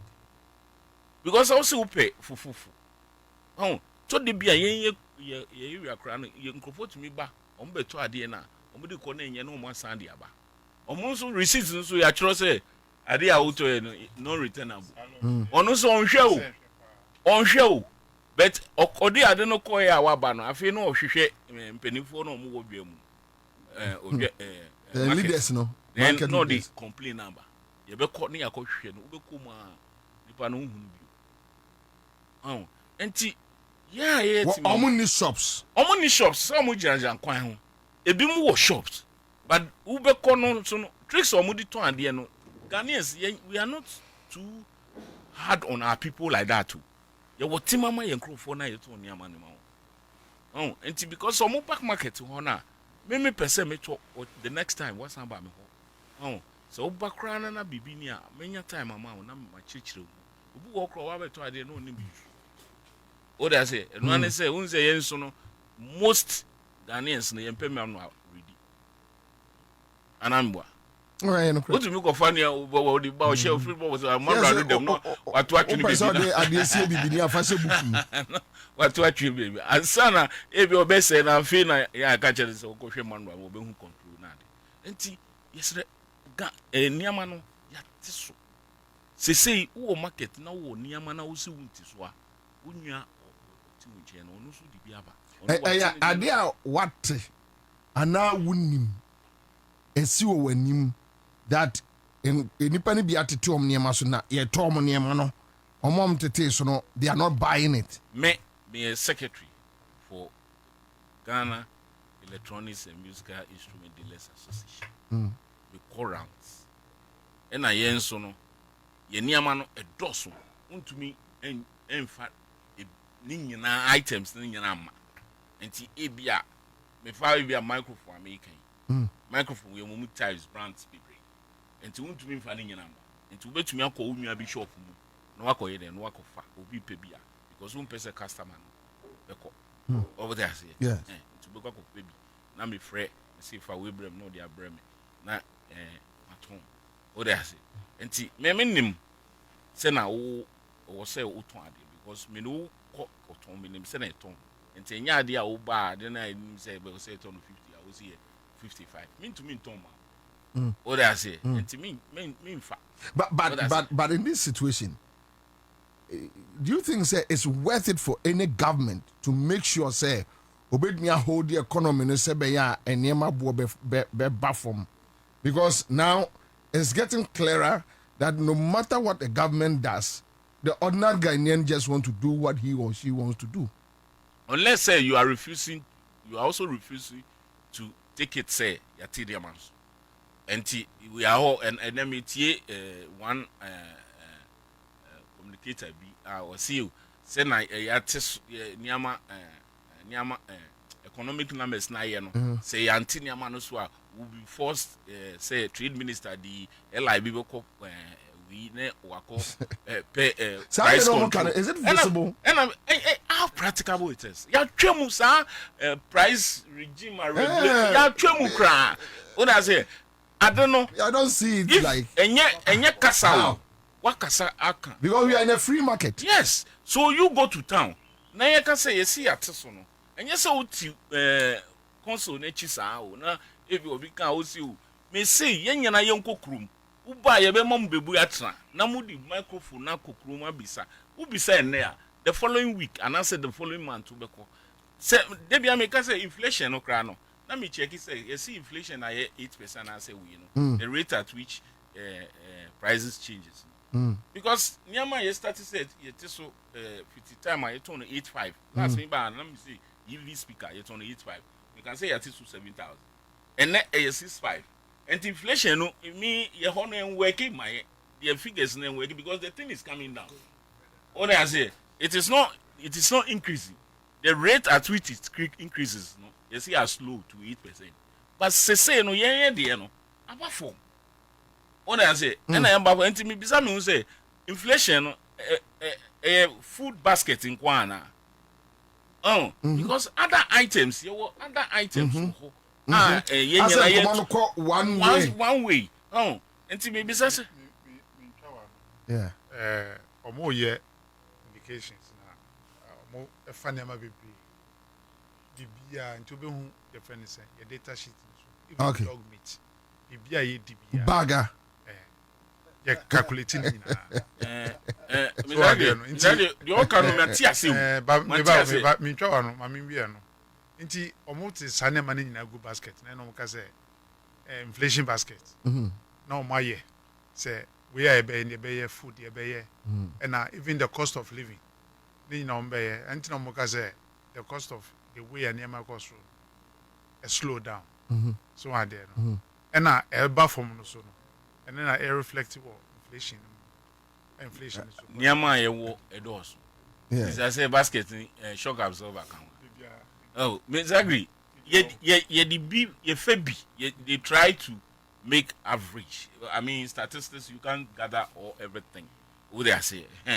But the question is say uhwemu a nyema bi wo ho a they be a kan the price is coming down. And uhwe now related to what the figures are. And some of the things are exempted because mama example. What I say, mama example say, meme speaker 8,500, about 7,000, and net about 6,500. And about 6,500. No, look at the inflation rate. Does it tally with the item that I'm talking about? What I say, and then you nyama amplifies wo you crossovers wo you nyama bebree say podcast nyama aba obi aye onyama group to that ye we Yeah, on the crowd. nyanya eho nyina aba from enti say uba na the shops no so doors enti ukwa me nko one shop na uko bizarre na wako ye member say now what it is can now the ama because shop boys wo affairs bo so ho and to corner who be gina kwan no so now see you per microphone and truly no boys now mu gina kwan no so no omunim niam e every shop Corner baby. I'm telling you and to say uba na frɛ bi na ka che say upe we o ka che say gina ho onim bibi e bi wo okwa enti omu de because omu ko shops ni nyana omu de ya adwuma and to so so one cop can say okay twa me ko another place na okwa check ya ujina wa na usu no otoma obetwa wo eno nso no ntumi fa anya asem bi anka ore ase enti hwe shop no uko shop na usi uhwe wi na yesi bi ni ho ana se bi wo ho a esen go to the next shop u check here now why window bibia na oye wi a udru ho a afi then you can say something say adene ente so ananse wi but me come kire wo say niama no yateso ubazongole now you are talking about musical instrument items. Yateso, uko opera, now also electricals niama. Umatiteso. What they say? Yateso because one teswa, next shop no, wateso. Until one betra one no one Tony the energy you are no asan of Fabiaba. Now to wood no one uko fia den na okago kache. Uba kromusu udi fu and a baku. Messi about side ababa be din komo. Mamene eye aboso kan mura techi ado techi amanfo gidi se aboso kan eye politics ena moye senye sa baby a Ghana aban we di ababedru no unprecedented and then can say reflect ewo a spare pass mu I reflect it, and I said the omo cano. That is it. Kwabra me dase. Mami nche wa hwefo, intuitive, and mami nche minia Mr. Agrene, Mr. Richard, na nche minia Eric. Yeshi acha papa since last year. Na yema yingina shedding. Yimia Smith. Oh. My shedding because Smith no ko jogging bia na me feel Sunday bia. I see. Oh yeah, Sunday bia na ba me feel. Sunday bia na me ni. Oh. Oh. Sunday bia. Oh yeah, so frame cry. Oh. Of fat trotro in our frame. It's my fat trotro. Me okay. Really? Oh yeah. The same thing na me na ye pa. You know, me friend come me na fire was be na far phone. Say. Come na. Nyame na je. Mo se me enka basa na be. Okay. We kaya won say initially no me no be din komo we afa price reduction say the way you remember say be to recalcitrant am person be tete won ma so no we can say be but now we tell say from that beginning no that's what we dey yantwa nkwisi but association no so no member association no so aba so ya rest ya ye adwumaden pa ama ya ka kire nkofo na ka ebu ho a na deliberate ebu ho na education wo say o text be can say over the years so yehu sa dey we be that nti eba ne say no ama yehu na wa ya confuse kakra nti no wo catch obi oh there be nya botre you say I say intrust system no intrabot sa dey ni be no me kwatisui na esaji bumu a na me yende ebe ye bi tina ye ni nkofo di nkomo na fe de me personally me call shop by shop wọ́n say ye wa adofo wo ho ye ni omo ye very close pa me target omo me ni omo di nkomo omo ni man baba form na engine no omo ton 23,000 na about 20,000 engine vit engine no 4 plugs no wọ́n say 4 plugs no omo dey commercials no na e continue 3,000 na about 20,000 afi dollar na say ba form na omo ko fa fi Dubai buy no omo dey ba 19,500 18,000 oh na I say things in my peke that me call me no mo din komo na other ones no omo person be na association no igusu push omo igusu no omo kan even though politics in there na we be mu yeti me nka asem we with that politics e be ye free that's a fact na ye adwumaden e me catch omo say no mom ye politics in free edwane edi no na ye tiase obi ato aba ba baby edu no Ghana for FI who before do. Na adra for see a consul ya be man nko for see a consul say ya yitimodi o ya konfu yitimodi o. Adra for to be confront mo. Ya be man do for you. Yeah, say onu ko say ya konfu. No, I'm talking about the other commercial projects. Say omo kan bo mu.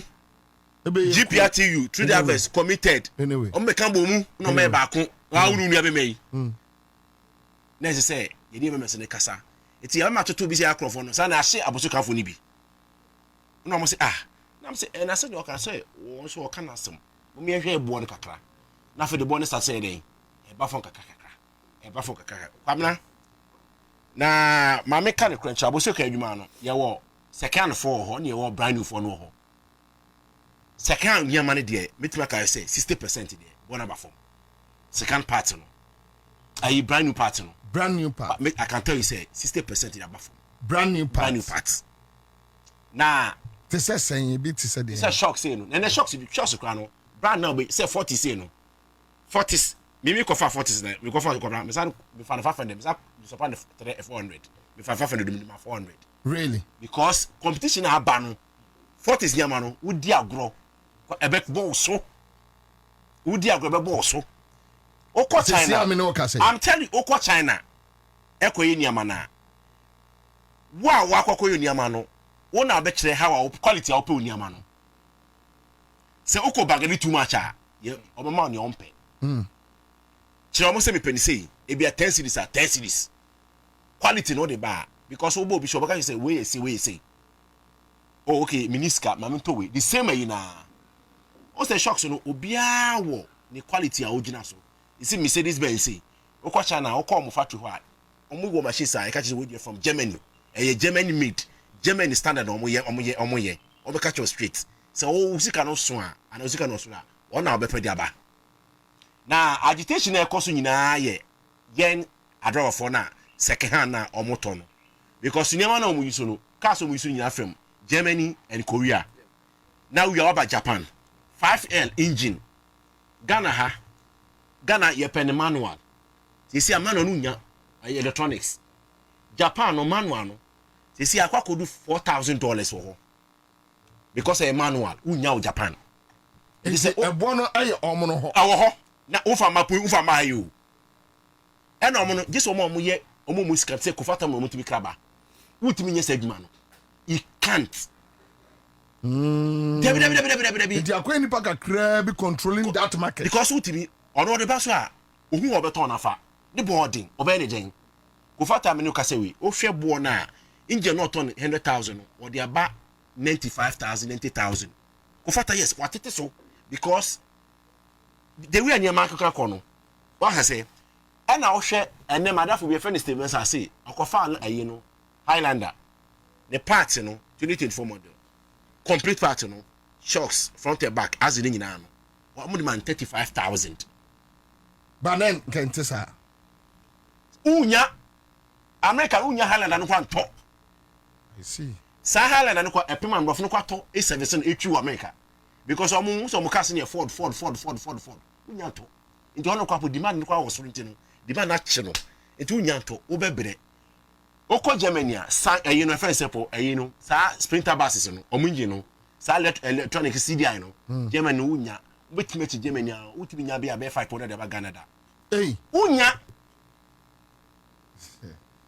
etina adrofo no say ye question minister for instance ho ne kopie ye no ne omo kan nyina no nko ka say power jet battery ne ma na mo so body nya so no aboso ka no batteries no your brand bebre ho etu ujina power jet later nko mo sa pa cho say omo nya information yi e na misa ka say mo ha no mo so eye second so mo sa kire mu say ye engines no eye sanyo no your 4 cylinder 5 cylinder 6 cylinder I must be honest with you years back na sign so na 3,000 ekwa fa ko do 35,000 so that say time na aban no twem buy na dollar no shutu ekwa ya no ekwa ko do 35,000 o munji se bo ha ko do 50,000 wo be 30 strut room na be to ka bibi na adra for no mo say so that say but time na dollar is say ba form na so de den tika kakakra so tika kakakra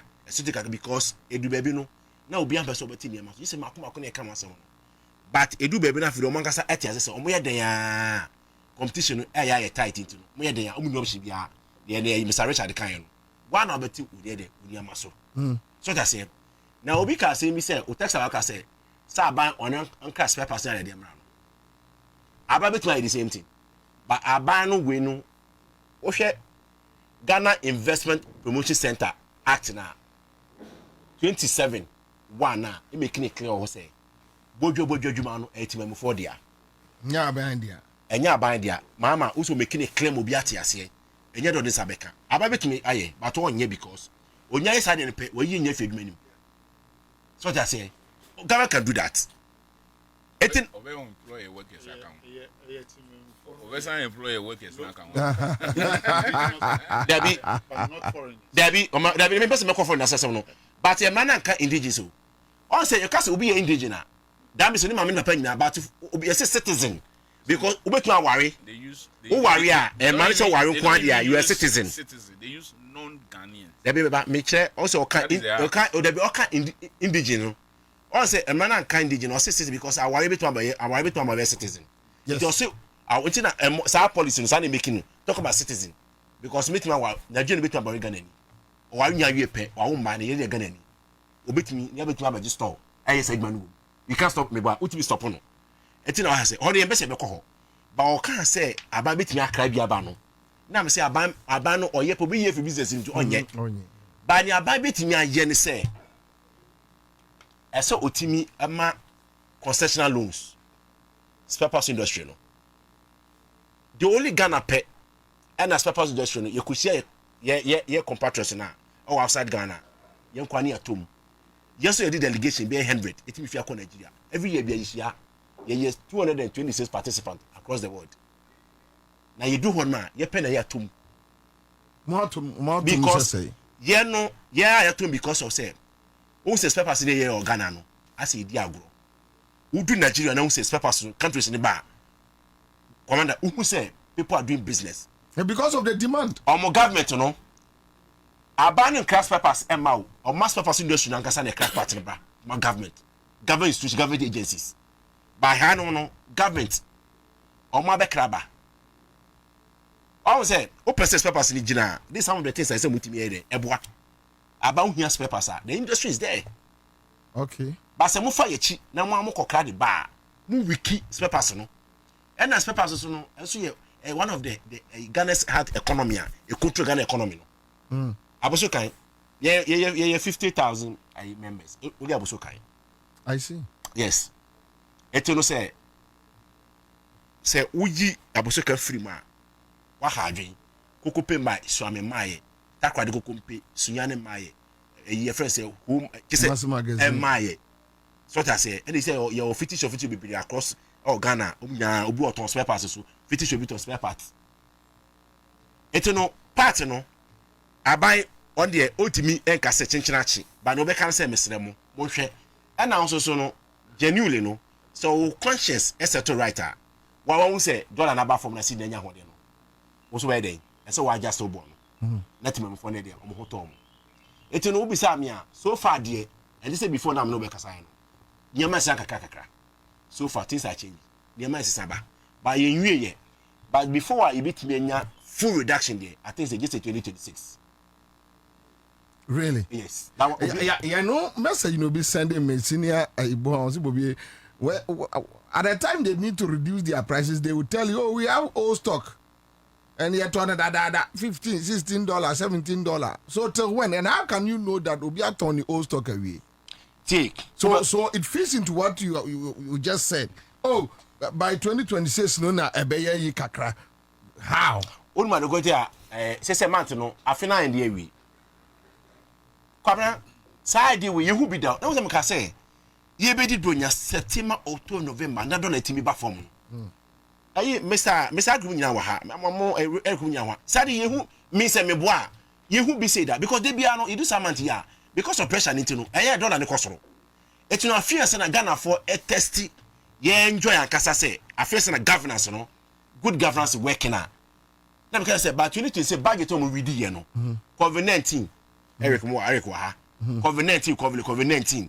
Sade na say but you need to be ye so that say nti how the better reflect exactly oh porto but me challenge akra porto one say African Union near ECOWAS sa ohono de e say ida say yentu African Union near ECOWAS omo yin free ho omo kwa ECOWAS parliament omo yin free ho because yehu ye wo member near ya betu loopholes our 2026 budget no yes can also have one aspect yes but prices in there because we are citizens yes and we need to have citizens conversation.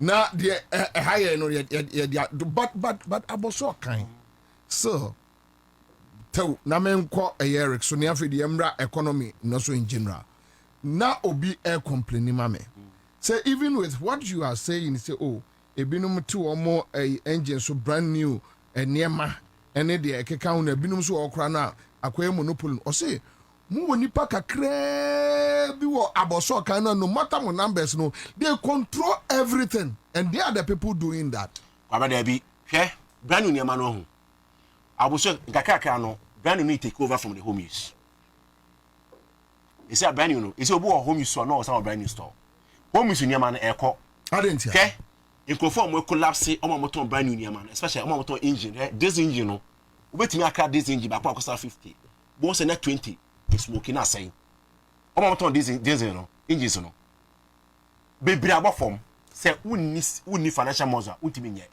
ba for esrifi yonko fata sa Land Cruiser engine na make no sa 4D4 ne sa 5 ne engines me come from less number you have the financial measure you can't and then they can kofata oye kofata obi en kofata Ghana ha okwa ne no watete so you turn 40,000 or did 35,000 no turn 50,000 or did 45,000 to 40,000 so it's a dependent capacity no yeah this time no money point no can say na enye gma so kan biem say go for few per there be young boys na ebe mo no one you very careful on be destroy adwuma no ena aboso kan no isi a home use no obi aton bi dollar ne ba form no ne me bebre abebu aboso kan babra ade ba ko ne say ya say ja makọ emi ma kakra bi am dia ba me ja me ko cha me ko fa ne me bedu ya me ko fa we o say cha le bi ni gbe ko fa gbe ne me egu store wa obi anfi me kwabra na me ta me ho yira me ja pressure me ni bla bre me ho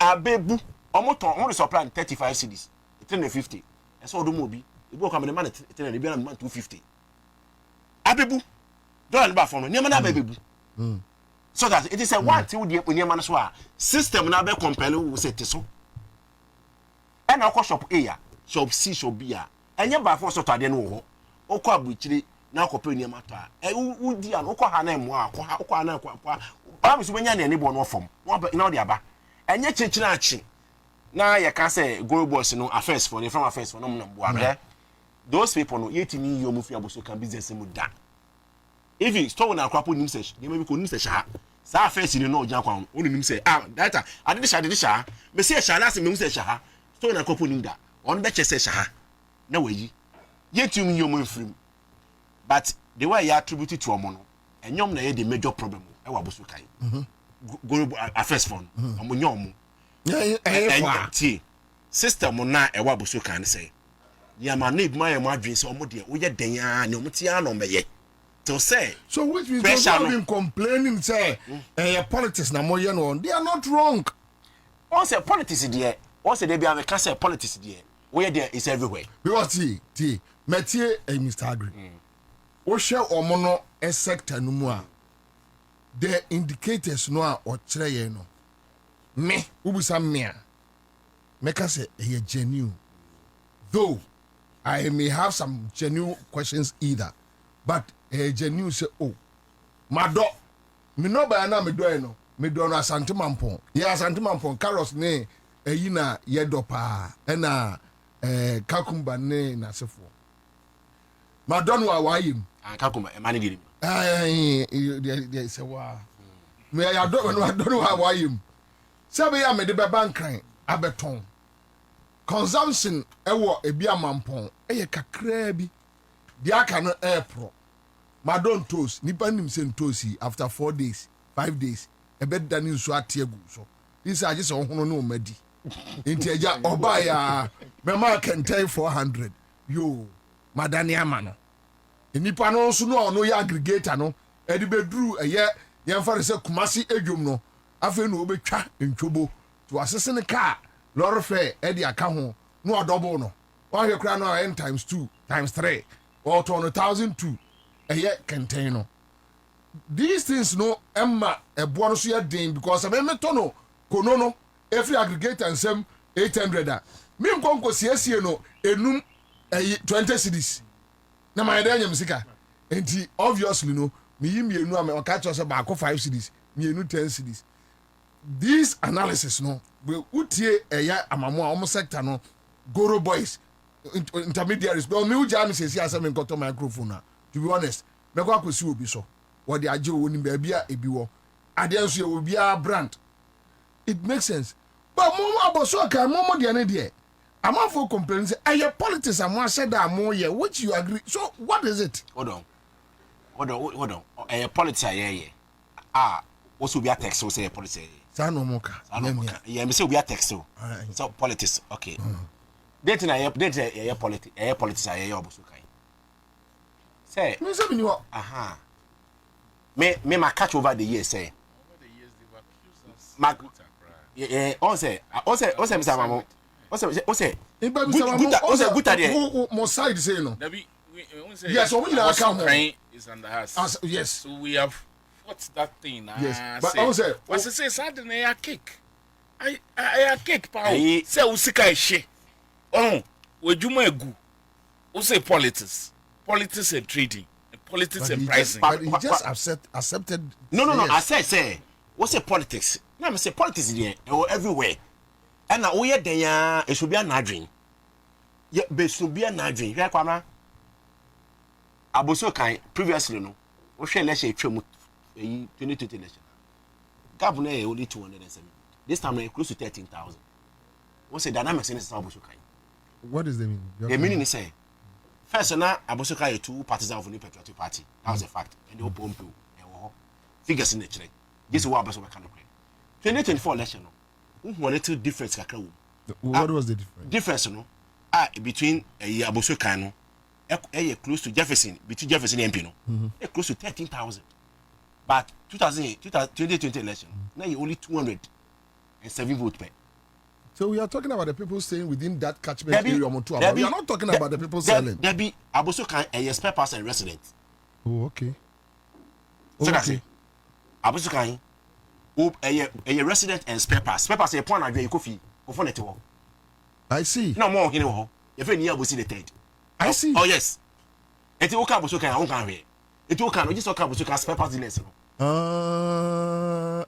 Any you didn't grow for too much. I don't know. Sana de tu. Yeah, pump your coffee. Ignorance, You pump your coffee. But the residents in the more near one here, you near will see the change. Oh, the Mopo nipa to. Moti stores no obeji store, obeji aso be this usi store na. Usi store ni wasi residents restaurant adana momo soro. Sana bose kati. So that's it. You obi mo ho a omo madwe so omo de oye omo de a omo de see ya no madwe tie. They are there. As a human institution, you will not get everything right. We are doing it right. So that's it. Yeah. But gradually, no, yeah, because many kasa we, yeah, ne importers, you Korean importers, and European importers, no, you know much this week. Because sa agitation ya koso ina bone no contention ya ejina sa importers me anyway no. Omo no engines no part omo de ban adwa for complaining. Last week no I had the opportunity to meet 4 of them importers no. Almost omo teto so. Maybe say retailers no almost so omo boy importers no. He say who you kind of cry there. Actually yen. So we are meeting them this week we. Maybe some say munyama na te say omo de ba. Say na mo de mom. Mo so fa ne say e na mo pese munyama no ba na there. But genuinely no. As Mr. Momka genuinely there. Ni man there. E ba from ba na egu so ba from. Ba na egu so ba. Kwamana open spare pass at all. You know where, you know whom to call. Obe fetechi setechi me pe we. And I we say make sure say kwama say na tie, say na nebo tie. And I make sure say me nko to ade a nebo ye den de ma because me leader ho. So what I say. But say okosi obi nsem a ono ba no wakra ofie say but 12 o'clock no say me dey chop on sendo. Eto uti anye yi na okosi ni nsem sa 10:30 ni mu pe. Because room we no not of na no asani kofi. There one problem no. Ono so no corner fort ba ha wo hwe na hunu biem. Oba association wona yeah ba any asset residual committee close to 1 million Ghana cedis amankofo both abusu kan and kofo outside. Yes, kofo yeah obi tum do ka 500,000 on 200,000 ya asset committee no e ba na critical ni African nation police and as a central police station on be mu pay because they have the power to do all these things. Sky you go so jeje mo obo abeto ade onimu mpa ko no kuta receipt no and receipt ni bo so a fit any make say there be men trust so mama o the receipt mama keke. Yes. Obu also obacho no akwatro. Yes, obu also a obaji receipt no ono so personal receipt wo ho no akọ transfer. Enti ko fata se ukọ no ho na obeto ade ho na ahwe bo na ade to so ni bo so ka se dey me I don't do that. On ko sa ko pay receipt. Na fa ade free am ko ne ko ton. On pesa. We say ban my body. Yeah. Yes. Sana humanity enti no name say one can there is 100%. People yeah problems no enya one factor. Will you agree with people say government to control the Bosoka market? Obekro just tie control 2 things. To control the market no, just be a one concessional loans. And then me go find your man na beto say mama concessional loans it and the name no mo pa. See when we made the minister. Tichi, when we made the minister, any drivers union, at least at the end of the meeting, they resolve the problem. Say, 1, affairs. 2, other demand and supply issues. Enti woman omuton sa splinter hu niama that particular vehicle omu form platform what I say na omu ni drivers no enso form sa platform is between woman omuton sa particular product any drivers no enti se omu nyina wo so a se upe nia upe na wo the 2 platforms so Odi tuswa ye the price number ba say me ton see obi so office or ton usi e bia usi u ton dey 200 obi onu say obetum ni dey 150 I will see or they are tusu 150 o dey say mama hono no mama careful yeah executive ba meeting no obi enu ho no tons sprinter engine wo ho acho sprinter engine no sayo engine no yeah ba ho obi enu oton bi wo boat say boat so dabe mama kind of crunch no etina me tell say about my example say onu ko Germany tie ukọ Germany ye omo de omo ye container kasa all sanye ma ne ba omo na me ka you say ye Korea and Germany importers a ye say shi omo no so what I say omo no de omo adwuma no because ono oti Germany so I say no aka odi engine no wanya tam de aba o say boat can say okọ chi because on ti ho otu kwa so won to kwa be dia ma just obi na link bato ni oti Germany no eboga no on the horotie opon adwuma no na emu no konya wato aba Korea say no oti ho okọ Korea 3 months akọ ni ma de aba these are the people we need to engage them. So they say, say you engage them we are and you bring this last solution. But you see, commander, another way I had opportunity to meet two of them. Mono almost say because man farmer because of say issue see you who say it be a stores and I say importers are 10 or 20 or me say no matter this one and I retail say 10 matter this one and they all come back we take one cause it doesn't make sense. It's a man for omo na man. Gradually no omo accept the system say the system is working. Gradually no matter to because if you don't do that when you problem. Alata for no they cannot compete with Ghana for no.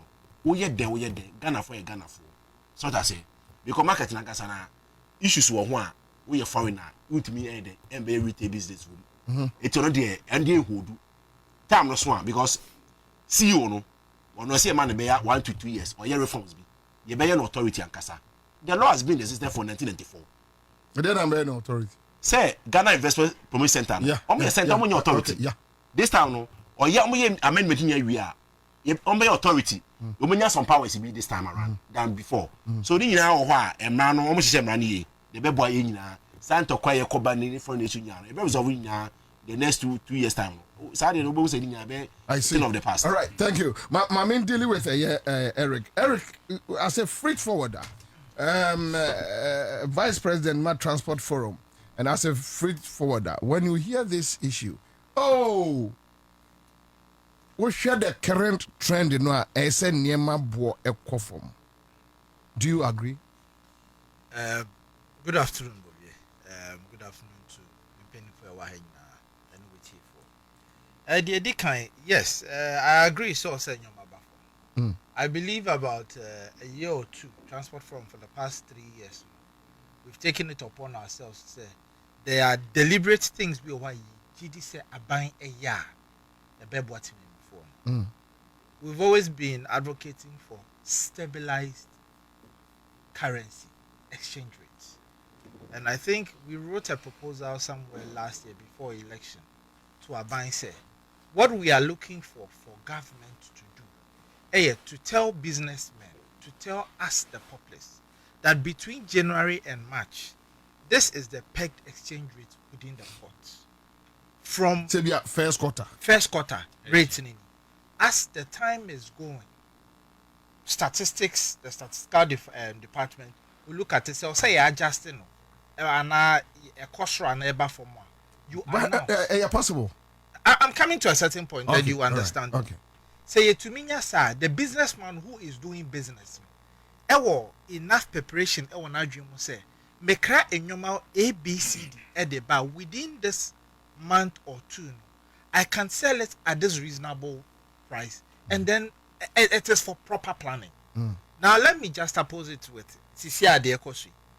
Now say the dollar, at least since this current government, this administration took power, from me in the port, we're doing about 14.7 dollar. That was the exchange rate. Now you see what port. Now we're doing about 10 point something. Which averagely has been the same for the past 5 or 6 months. Into a bois Emma business, it to me a plan ahead. The uncertainty now, say we've never had a solid exchange rate running for this long period, especially approaching peak season for all of us. I see. And the peak season is actually for us, me as a freight forwarder. It starts from August through to somewhere April. If you say because ye did Christmas, we are Muslims for the NPP, we are call Easter. Then there's some kind of space for us to regroup, rethink, and by August, September, importers have started bringing in things.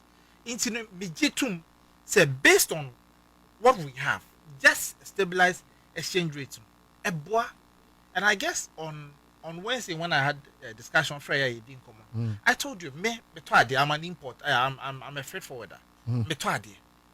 Last year we were buying oil, the big liter, 1,100. Quite recently, you check, we got it for, I think six. Yeah, we got it for about 600. Okanshi, Echo. I see. Yes, into your jutum in your money be air buffer. But you see, there's another part also yet as before. There's a difference between me, makwakoto meba, maybe you and the no aquacoto or the business or beton. Because your day business, okra shop, obet your rent, or workers, obet your salaries, or utilities, obet your. The VAT we pay in this country, especially as an importer, I say it's insane. Me wo be obika aman, and I want us all to see a used Kia K3 saloon car. Mami should be. If I'm to be. We're chasing a me. Oh, Kafra. So a used Kia K3 2014. The duty, no, the total duty we are paying, 46,000 cedis. Total duty including taxes. I bring it down to just the import duty, which is always the first on our import declaration. Import nankasa is 10,168. In the water, 10,000 if 46,000 anymore. What is it? Taxes and levies. Imagine our import tax on this particular car. 17,784. VAT ninkwano higher chain. Can ankasa importer yetu. But their economists will also do analysis. Say, Senka their dollar rate ni 17. And Kpandai West can we double of this? I agree. So no what me ayere no ama about the way ya. Also he also be manage country no. And no be manage country no based on taxes. I agree. So I think last week we will have a sad discussion. There was a certain misconception say ebia mean to me who say aban IABB. No, I'm not denying the fact. It shows on my declaration sheet as a clearing agent. It shows on my declaration sheet say at least Anya Crown I was paying 14.7 as at December. Now we are paying 10.9 as at now. So there's a reduction of 4. But as a teacher will say, no, there's more room for improvement. Me, as Transport Forum and Techi knows, there are things on our duty declaration till it is done. Yamin Pengu. If this dollar stability we are enjoying now, a Pasca, now a sign Kosura, there are things on our duty declaration that will worsen our conditions. A bear worse. You see, from where I sit as a freight forwarder, Mimi Jitum, enyomani bebre, madrodona swati. And when you do a market on market survey now, as an individual, you can tell that things have reduced. But mama yen shed down for your needs so say, now I buy reduction na iron about 30% or 40% when it happened and now. But okota de na yate so I be ye 1 cedi, ye 2 cedi. Yes, you pay 1 cedi, you pay 2 cedi. Importer now obey to ya, and this cars bako 10 or the bay over. He's going to create employment. On these cars, our VAT we are no tiano. Imagine say or started the year you saying to your income tax. Which includes VAT again. And it is even worse for an importer than Nyoma Abba. And this thing I explained to you last year. A quadruple. Here, you pay this VAT at the port. Once you sell it, VAT assigned as well. That's his second VAT. The wholesaler now buy the tower. So they call me fancy takradia. And also, VAT. There's going to be someone coming from outskirts of Takrady or Babeto at the Aquacoton Ama other individuals in other areas. That's the 4th level of VAT. The final consumer is actually going to pay VAT. It doesn't make sense. It is a you live in your penny. Yeah, what you know, it is a obia or a meeting crofas in your boy in your body in your boy. It is true in your boy. The previous never say it's always 12.5. But we have, you know, yeah, the national health. I can get fund. COVID shame. So we went up to 21. I think 22. And take effect. I think approval in Yambai. And almost say from next year. Yes. 1% free. So. But that 1%, I am delighted in my spirit. But me said the almost year aban be year. Okay, you was special import levy, you were 2. Yes. Now you were 2%, now you were 1%. Almost year my feel say ye 3 ning free so. But it was 1%, almost 2% in war. So that 2% what do you think can be wrong with this 1%? And 1% that was 2016. Yes, but you see, I am not told. I am the duty declaration sheet. I'm one of those who's been advocating for removal of 1% COVID after 2022. How about comes? You see, me VAT na make kena. I'm only mentioning one, but on our declaration sheet, yet you have 4 different types of VAT. Would you import duty? Obet you import VAT. You will network charge VAT. And no crown of the messiah bahobio. Yes, sign war. You will Nina sensei. Nina is the 1%. It's the same one. The same inti 1% in a chicha megusu. But techi minya penny me. Sa network charge we ask my yekan. Me da, and I've always started. What they in your by your charge your processing fee. So which means virtually almost 4% of the same thing. I see. Okay. Okay. Do the explanation is you better be see baby. Don't worry. You better be see baby. So you see, I have processing fee here. The processing fee is to icons for me your mana important in your mana me boamano. And no normally process it forward the ama customs ama a value. So they are charging you for processing fee. Omu we omba be charge you for a network. Me your manua. My boama feed forward. Ya do kwa your processes no. Me boman into the mintua so VAT. Yes, utia. 1%. I see. And the explanation is they have given that aspect to a service render. So that service render has been registered as a VAT collector. And all provided VAT service. Also on OG VAT. And now Omodia share. But it doesn't. It escalates the thing. And no processing fee. Minyamba network. Okay. No. Processing fee no different from network. Now you would pay network charge.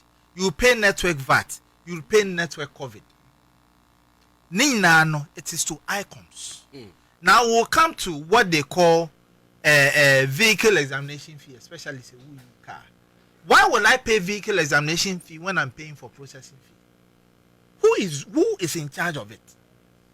It is between icons and the customs. And these fees, especially with vehicle examination, ye to more a declaration. So when we were doing manual verification, inti eno say enyoma na eba say a car, I was say customs, then contact wherever you are shipping the thing from. No mumbisa manually say car way every a what is the average sale? Then we were not connected as we are today. Now everything is by the power of just internet. Inti, we shouldn't even have that today because processing fee is supposed to cover for vehicle examination fee. It's sitting on our declaration. And they are taking the money. And you say the show. Apart from that, they are a hammy. Sometimes what they call it's taken by a Ministry of Health. Disinfection. Contain an Why are you charging me disinfection fee? May important now what cry no man see when you pay for freight. What freight stands for? Yeah, they buy a local balance one. What on your mayfia cry would you could do VIP, would you could do SCCR? Say where they put all those in consideration. Eric, yes, sir. When you keep on using a word, it doesn't make sense. Will it make sense if the government decides, okay, say disinfection, say they watch me, in the idea to be so it makes sense to you? Will you pay? See, as we said now, the government is not even supposed to get. As we all agree, it is not the business of government to do business. Agreed. Inti obi in fan contain number now won't charge me disinfection fee abrametia freight. Agreed. Freight. So we you know we no free. But because always abandon suit me a balance on also no needs to make sure say the revenue are ever in obey media run a country no. And this idea this is the for sale Ghana. Because one, you are expecting the government to hold the dollar. The government can hold the dollar with only money. I agree. And I agree. Yeah, you're only at one aspect. You are expecting the government to hold the fuel prices down so that any escalate. The government can only show up, push up, and make sure say okay, or they to whatever you want the government to do comes with money. Money no they running economy. So he needs IGF and whatever. So my because always end me go say boss yabo. That's true. In this area, no so be say betra ka say, "Ah, boss na wo boni say." So how do we balance the scale to make sure say chale because say you wey nyina free was still mo be be complaining. Say ah, when you wey free what there.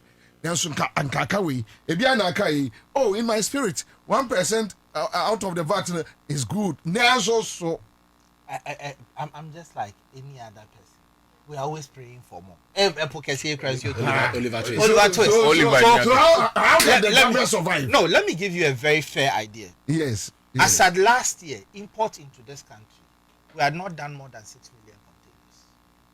As we sit now, we've hit over 8 million containers as import into this country. Yes. So far. Why? So you see, imports no akosro because dollar no are stabilizing. People are bringing in more things. 2, there's been more transshipment in this year than it was for the last 2 years. Okay. So let's get this. Abayinete no. People say that abayinete so abayin revenue echo from, but I bet to differ because there's actually more coming into the country because of the way the level of stability we have with our currency.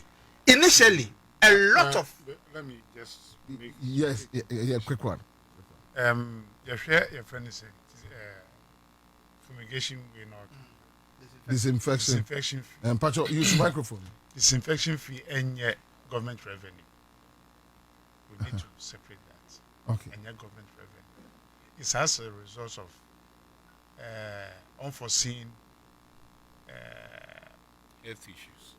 health issues with the main furniture.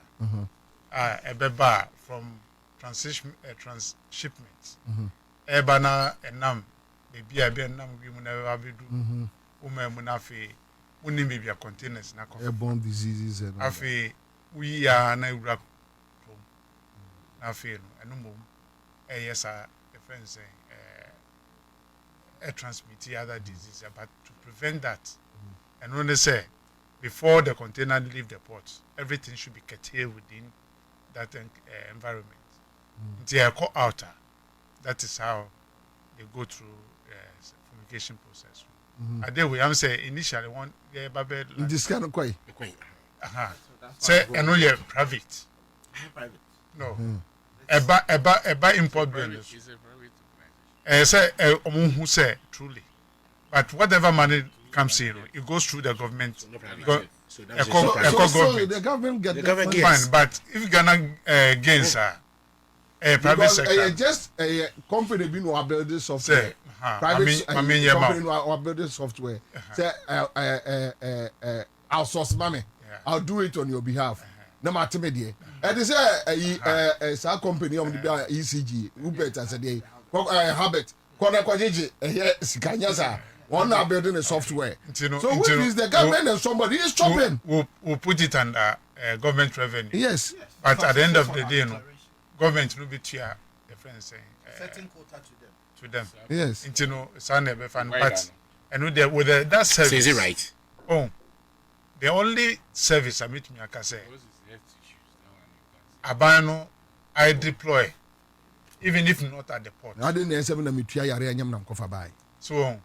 I deploy, I make a say the whole friends say, this is one of the things with me, I can say, because other countries are more even the cost of payment is $145 the container, whether it's for 40 feet or 20 feet container. But here they no form, which I hope say it might remain the same. And that hope, am I see. So I don't know. Okay. Whatever goes into it, and that one mine. But okay. And no. Well, I don't know, but this will be the only policy America say. And another government, introduce America say is one of the flagship policies of the buyer. That is the disinfection. Yeah, disinfection of FNC. Anyway, Eric. So, Eric, my member also in general terms, after Minister Reedy a budget in the year, from where you sit as a freight forwarder, or 2026, what do you see? Honestly, from Bobie Ansah as a freight forwarder and the vice president for Transport Forum, I can boldly say that 2026 would be a better year compared to what we have now. Really? Yes. In terms of maybe as where I sit, in terms of a normal by any price definitions within and outside the port system, because 1% so much. Take it from me. What? No, so almost any beauty. Oh.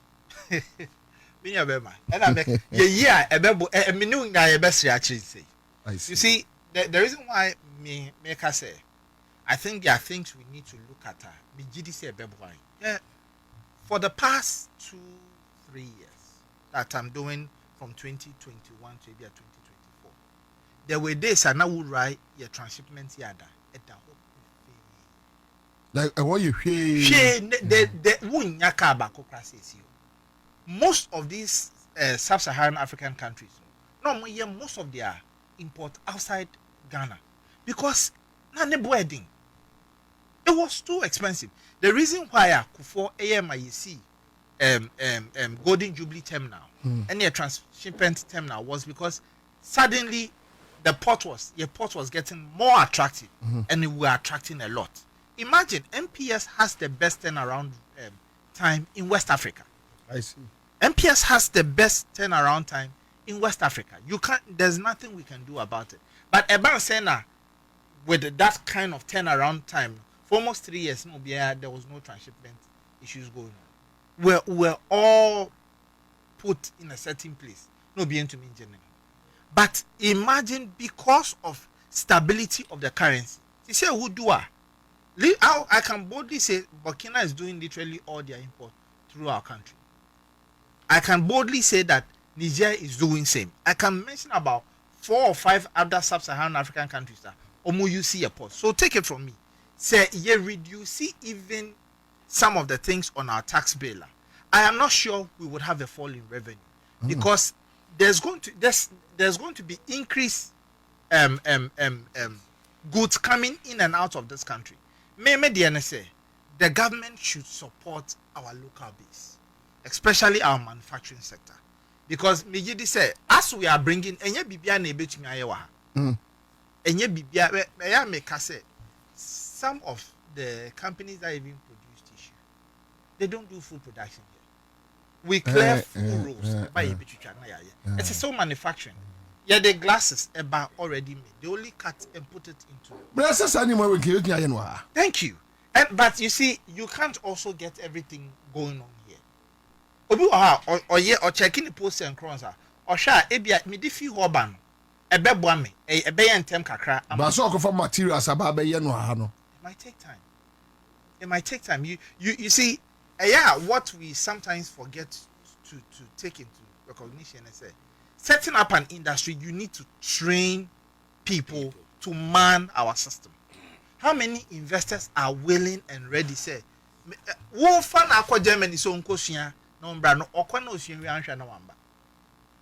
So that's by the way. But if we're doing real port, looking at the prospect of what our budget seems to reflect for next year, I am very sure JD4 would be laughing. Yato Womunsem would be laughing, and the government would even would be happier the more. Would you say next year budget will be a good year? It would, from where I sit as a freight forwarder, it's going to be a good year. Why not ompe? Techi or tie? Send the container last year no 100,000, and this year otua 80 na next year obetua be 70 and 71 obviously or ton a obeti so wa wo ba beton ubenya say even a 2 cities 5 cities a reduction in the long run. I see. Let me deal with Unia Amamo. But quick comment. DC Thunder says, why is it not the responsibilities of the shipping line to pay for these taxes? Because they charge us container fees, even though we have paid for the container before arriving at the Tema port. So you remember earlier this year, Penny Jacob Ebai. It started last 2 years. Yes. We were chasing shipping lines.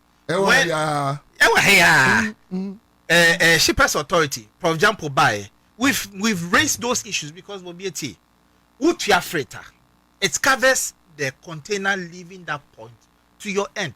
Yeah, export. Some export of yam, it could do Canada in the New York porter or St. John's porter. Far, all they need is they call it transportation charges. That is what comes from the terminal to final place of offloading and taking back. But ehano obetia shipping line charge. Uwia obesia terminal charge. And some of the charges on our shipping line cost no. Our laws in this country tells us that say a public holiday you are not supposed to be charged for any services that is provided. But guess what? Say shipping line they be a do Easter there. Because by evening of Thursday, Easter Friday, Saturday, Sunday, Easter Monday, they will charge you for it. They will charge you. It is a shipping line and a container bar. It's already been paid for. Why is the client supposed to pay for it? But why engage trade minister in we've actually yes. We've gone far with the new shipping act. Any airline that has taken care of it. I can say is going through. And then I say a lot has gone on. Yeah, and even with the airline, we're still working on some things. Yesterday, previous government, and yesterday previous government getting to the latter part of that, yesterday, Prof. Bayan also say at the party. Professor Jampo. Yes, and now he's done a good job. Yes. Is already in place. No, we started the whole thing, and I hear LI draft, but I remain I'm part of that committee. A car, shippers authority. And what happens? They say, LI, you are dream. A car lawyers now, share no money or more law no IOE. And Prof. Bayan also. Carry Washem Kinama. In fact, Prof has done well in terms of pushing this thing. That's good. We're even scheduled a meeting at Ministry of Transport. Nature say almost the account. Then we move to the law. Nature say there is a roadmap to it. So Sunday in this it has been taken care of. Say we met with even the shipping lines. And those who have the technical know-how, they brought it to on board. And to say, dear, when the airline bar, it will take care of this Sunday, the holidays, Juma, so it has taken care of it. You hope we say, or a group parliament, and check now. So, Kachaye, your projections in 2026 with the current budget, hope, bet chain in ne cry a see at the Mansuya na with the 1 year a pimbeshi. With the budget, the worker say hope in him, the nature say, Nippons or another ABO. Pluto, and I say another. But you hear some people go empty. The question is empty, but the question is say there are few lines here. If you say let's bring to government's attention, non here because at the end of it, you penny. And Nico say government be bar at the end of it all. No, yes, see, you to say first introduce VAT. Yedi ba say anje atum.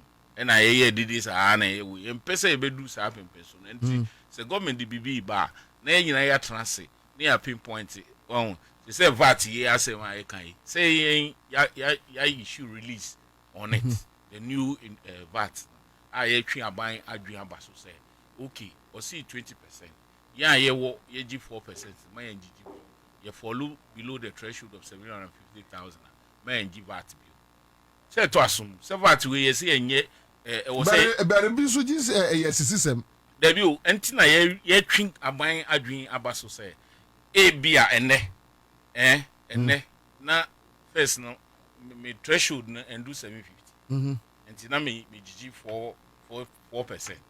Say pay the threshold ne aba no me threshold no e bia me turnover na akobu 750 enti akobu 750 na che say wo say me gi 20%. And say we to ade o mo ya no so bet me apama ready for and enti no say me a me gi no na de awon gi bia na yenya ye ton the same product ah we say me the 20%. And they say your source no nkete enti ye twi aban na adwen your investment me but chew nkete me do say another entity be say obema me technical advice and no watch letter tinti they post me but you chire ni nyina ye can practical things happening in the market say who ba krom na me give VAT 20%.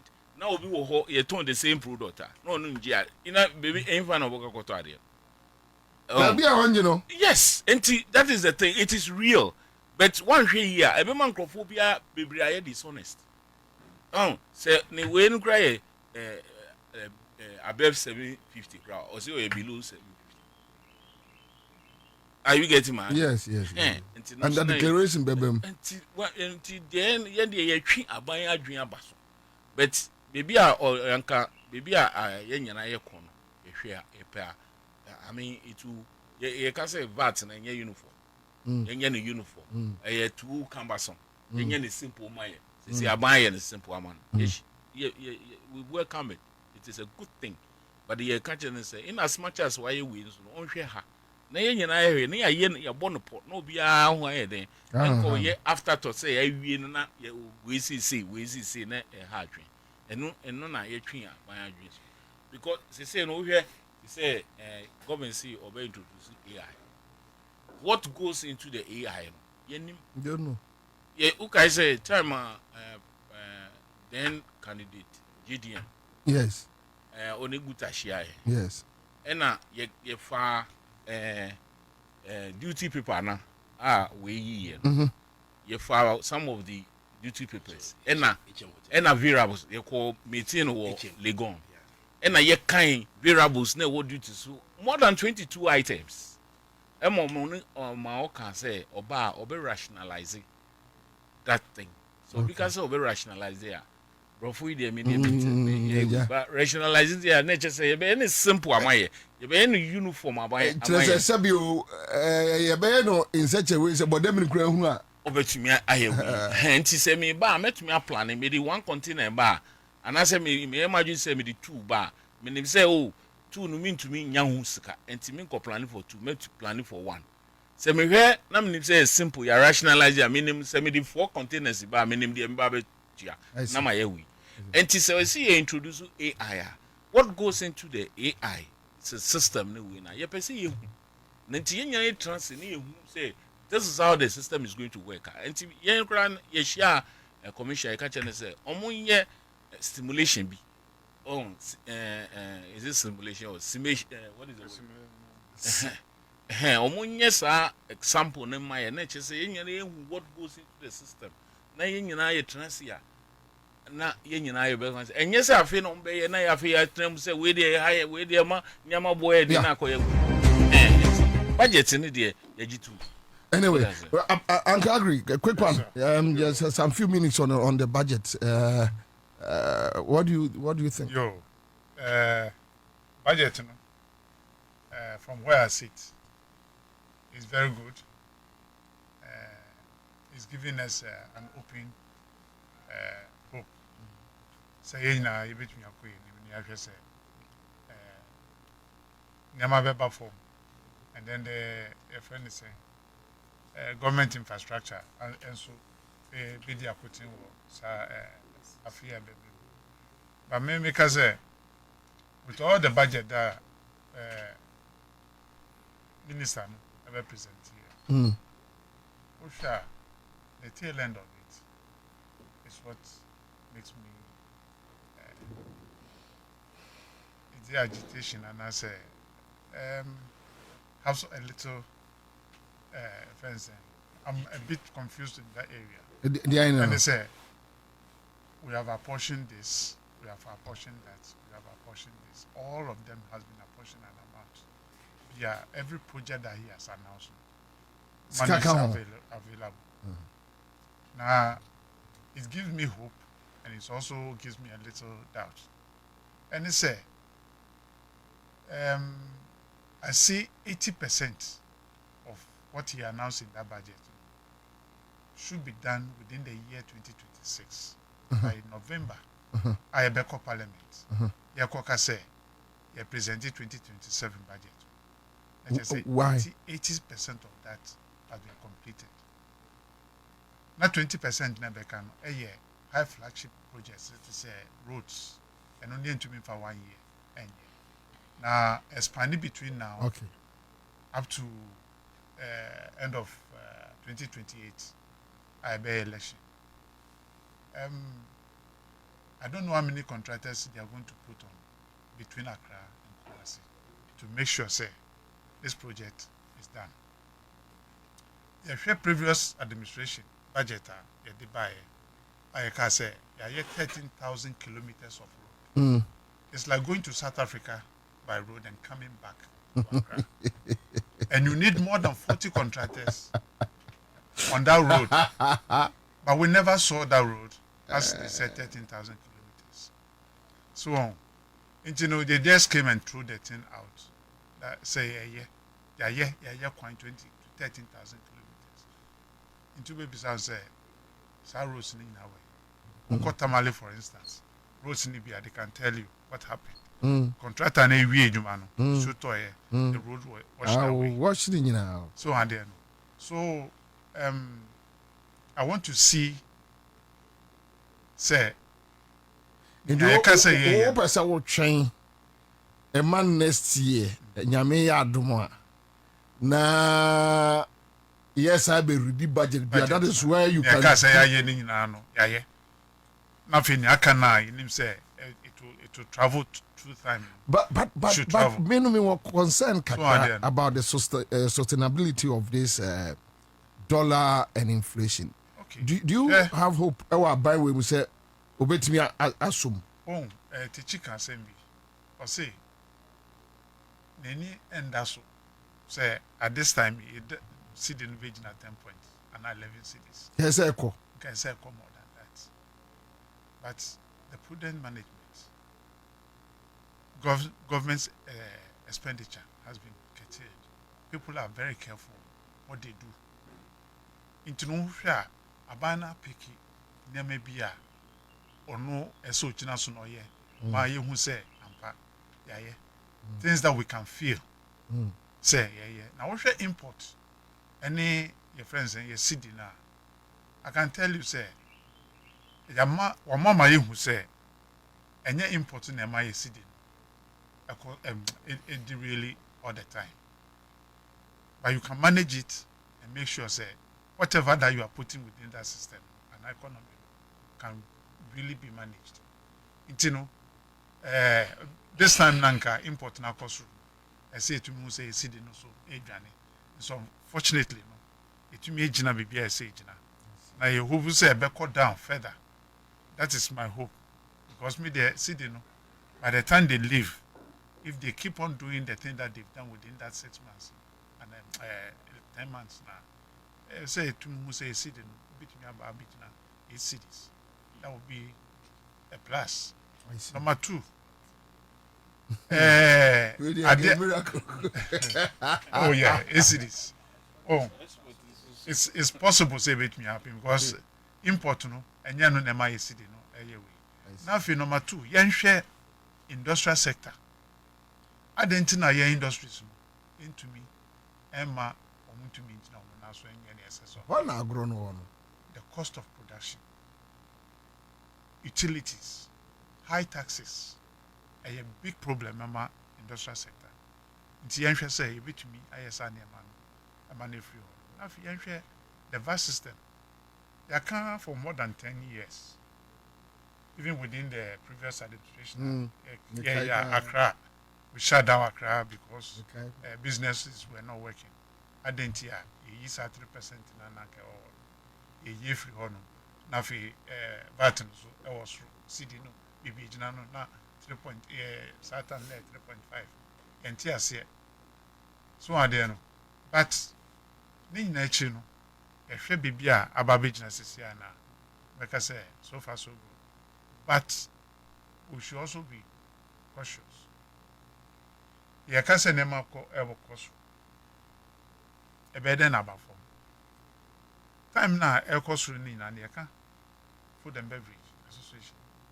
Then be a can say, look, your VAT system nature is not correct. We pay in multiples. One item, we pay multiple VAT on the same. But you can't say value added tax. What does it mean? It's when you are adding value to whatever you are selling, whatever you are producing. So when the thing has no value, you don't charge.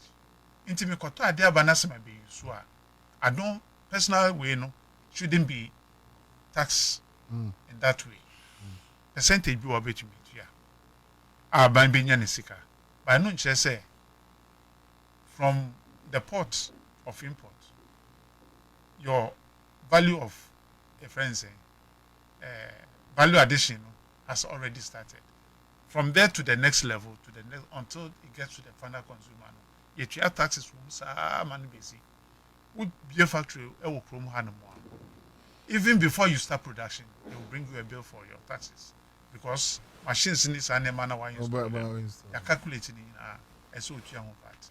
Meanwhile, VAT no which you are reported at that. So now I saw that say beverages na mundia na nembo na ba form. Local produce ones. Yes. Bibi jana no ade. Bibi amba for.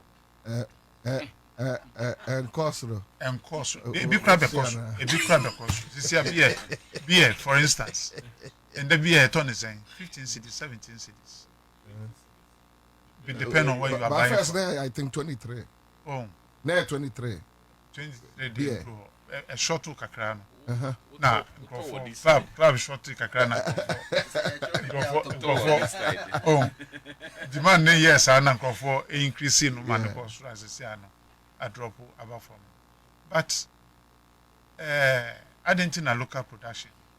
The nearby cost because taxes no the Bejan one it see the neighbor form it doesn't reflect because the raw material that you bring in is what is giving you that reprieve. So nearby me dey ban raw material if you are making 5% duty paid and maybe one more with the machines in the buy you don't pay. But raw material nowadays ban we pay I would no we see no. But with the buy your production now the whole and near started say the cost of utility. That is the main thing. And electricity. Into no me bow. What share no at the end of the day. Say I can't say near my board performer. We should look at the cost of imports. Your duty is not compared with other West African countries. Maybe a Cote d'Ivoire and America say they are no so at 35%. Now ye no so baby no. But at dia edi a benchmark value. It's against the WTO convention, WCO conventions. Oh, that monster or the so or benchmark value. No, you see what it means in say what are they about? Now buying say and yes and ton. No, not or no. Our price say would it your duty. Inti or they come home our now if you was not your duty. I didn't bit your car to send a brother can at the cost of 43,000 as a duty. The cost of the car, how much was it? Se car na e ba no crapon, me ka se me to $3,000. So now so unjin dia. Se dollar o manya ho bibia de ankasa na obi aja adwuma mu. Nka ye jai, e bu adwuma bi. But you see the me ka say the problem. Ye jai mu, but niama bo be. Nanya no. Eno na be man ko fo say eye chain. Nyama boss say eye chain. But we need improvement. The real problem now. Oliver na oyaye. The real problem now say ehwe no. Port. The cost of import. I see. It to meet so honum even 5%. I tell you, say the next day, Kabuso can for more say anti and Yamasu, they have no farms. All right, thank you. Chawa, the 2026 budget, already. Aboso, how was the feeling? Now what to say, Bombay 5 minutes. Commander, we say how's the feeling there? I say budget, time I started question. I'm off with the started cook fina there, but we should general view now. I think say go for be where you be and complaining, what to be and come some be a din. It's I say California and see boha, the Yaji will move to Timinka. Abuso Kai. So my dear, oh, yes, what to be Timinka. So the car and a rubber bim kaka. It's concern. It will be a D, you know. I'm a man, you know. Say, catch them all. You catch them all. Oh, say, where they are, the sanity, a part of our growth. Oh, yes, I bro. But yeah, but so far, so good, yeah. I say, tax, Mr. Amamo can say, Banisana, as a threshold, that's 20,000 to 750,000, a BBA, so no. Minister, no soon would say, Obesa Odi, a lot of people on board. Because you go for a tax organ less than 30%. And now I'm register for VAT and also only 14 million. Only 6 million per no multi day. It's 8 million why day. Yeah, 6 million per net intimate warm. The Akarina one register 14 million register. As annually be no. And so yeah day, but 8 million so monko. It's so much system. And I hear to a less than 30%. Minister ni na dream po say I see it reach at least 60 to 70%. They don't make the be small and medium enterprise no. On bet o say we VAT no. Obi be to as much as 25 Ghana cedis. Yeah. A day you can to 50 pesos. Yeah. Which is not bad.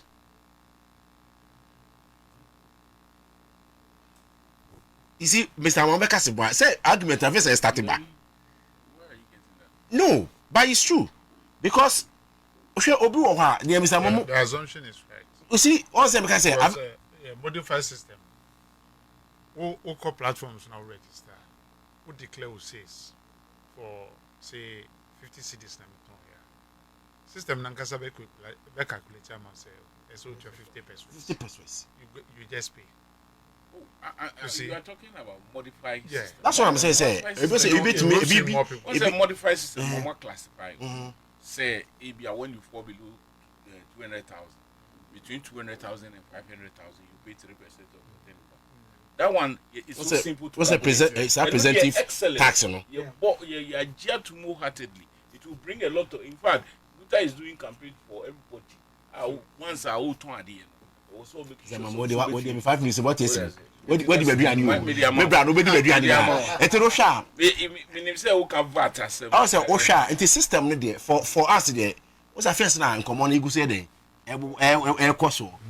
But general overview there. Women's bank 4.something million Ghana cedis. You dey be call her. My man no moto ade no. Metimi access loan. It's very good.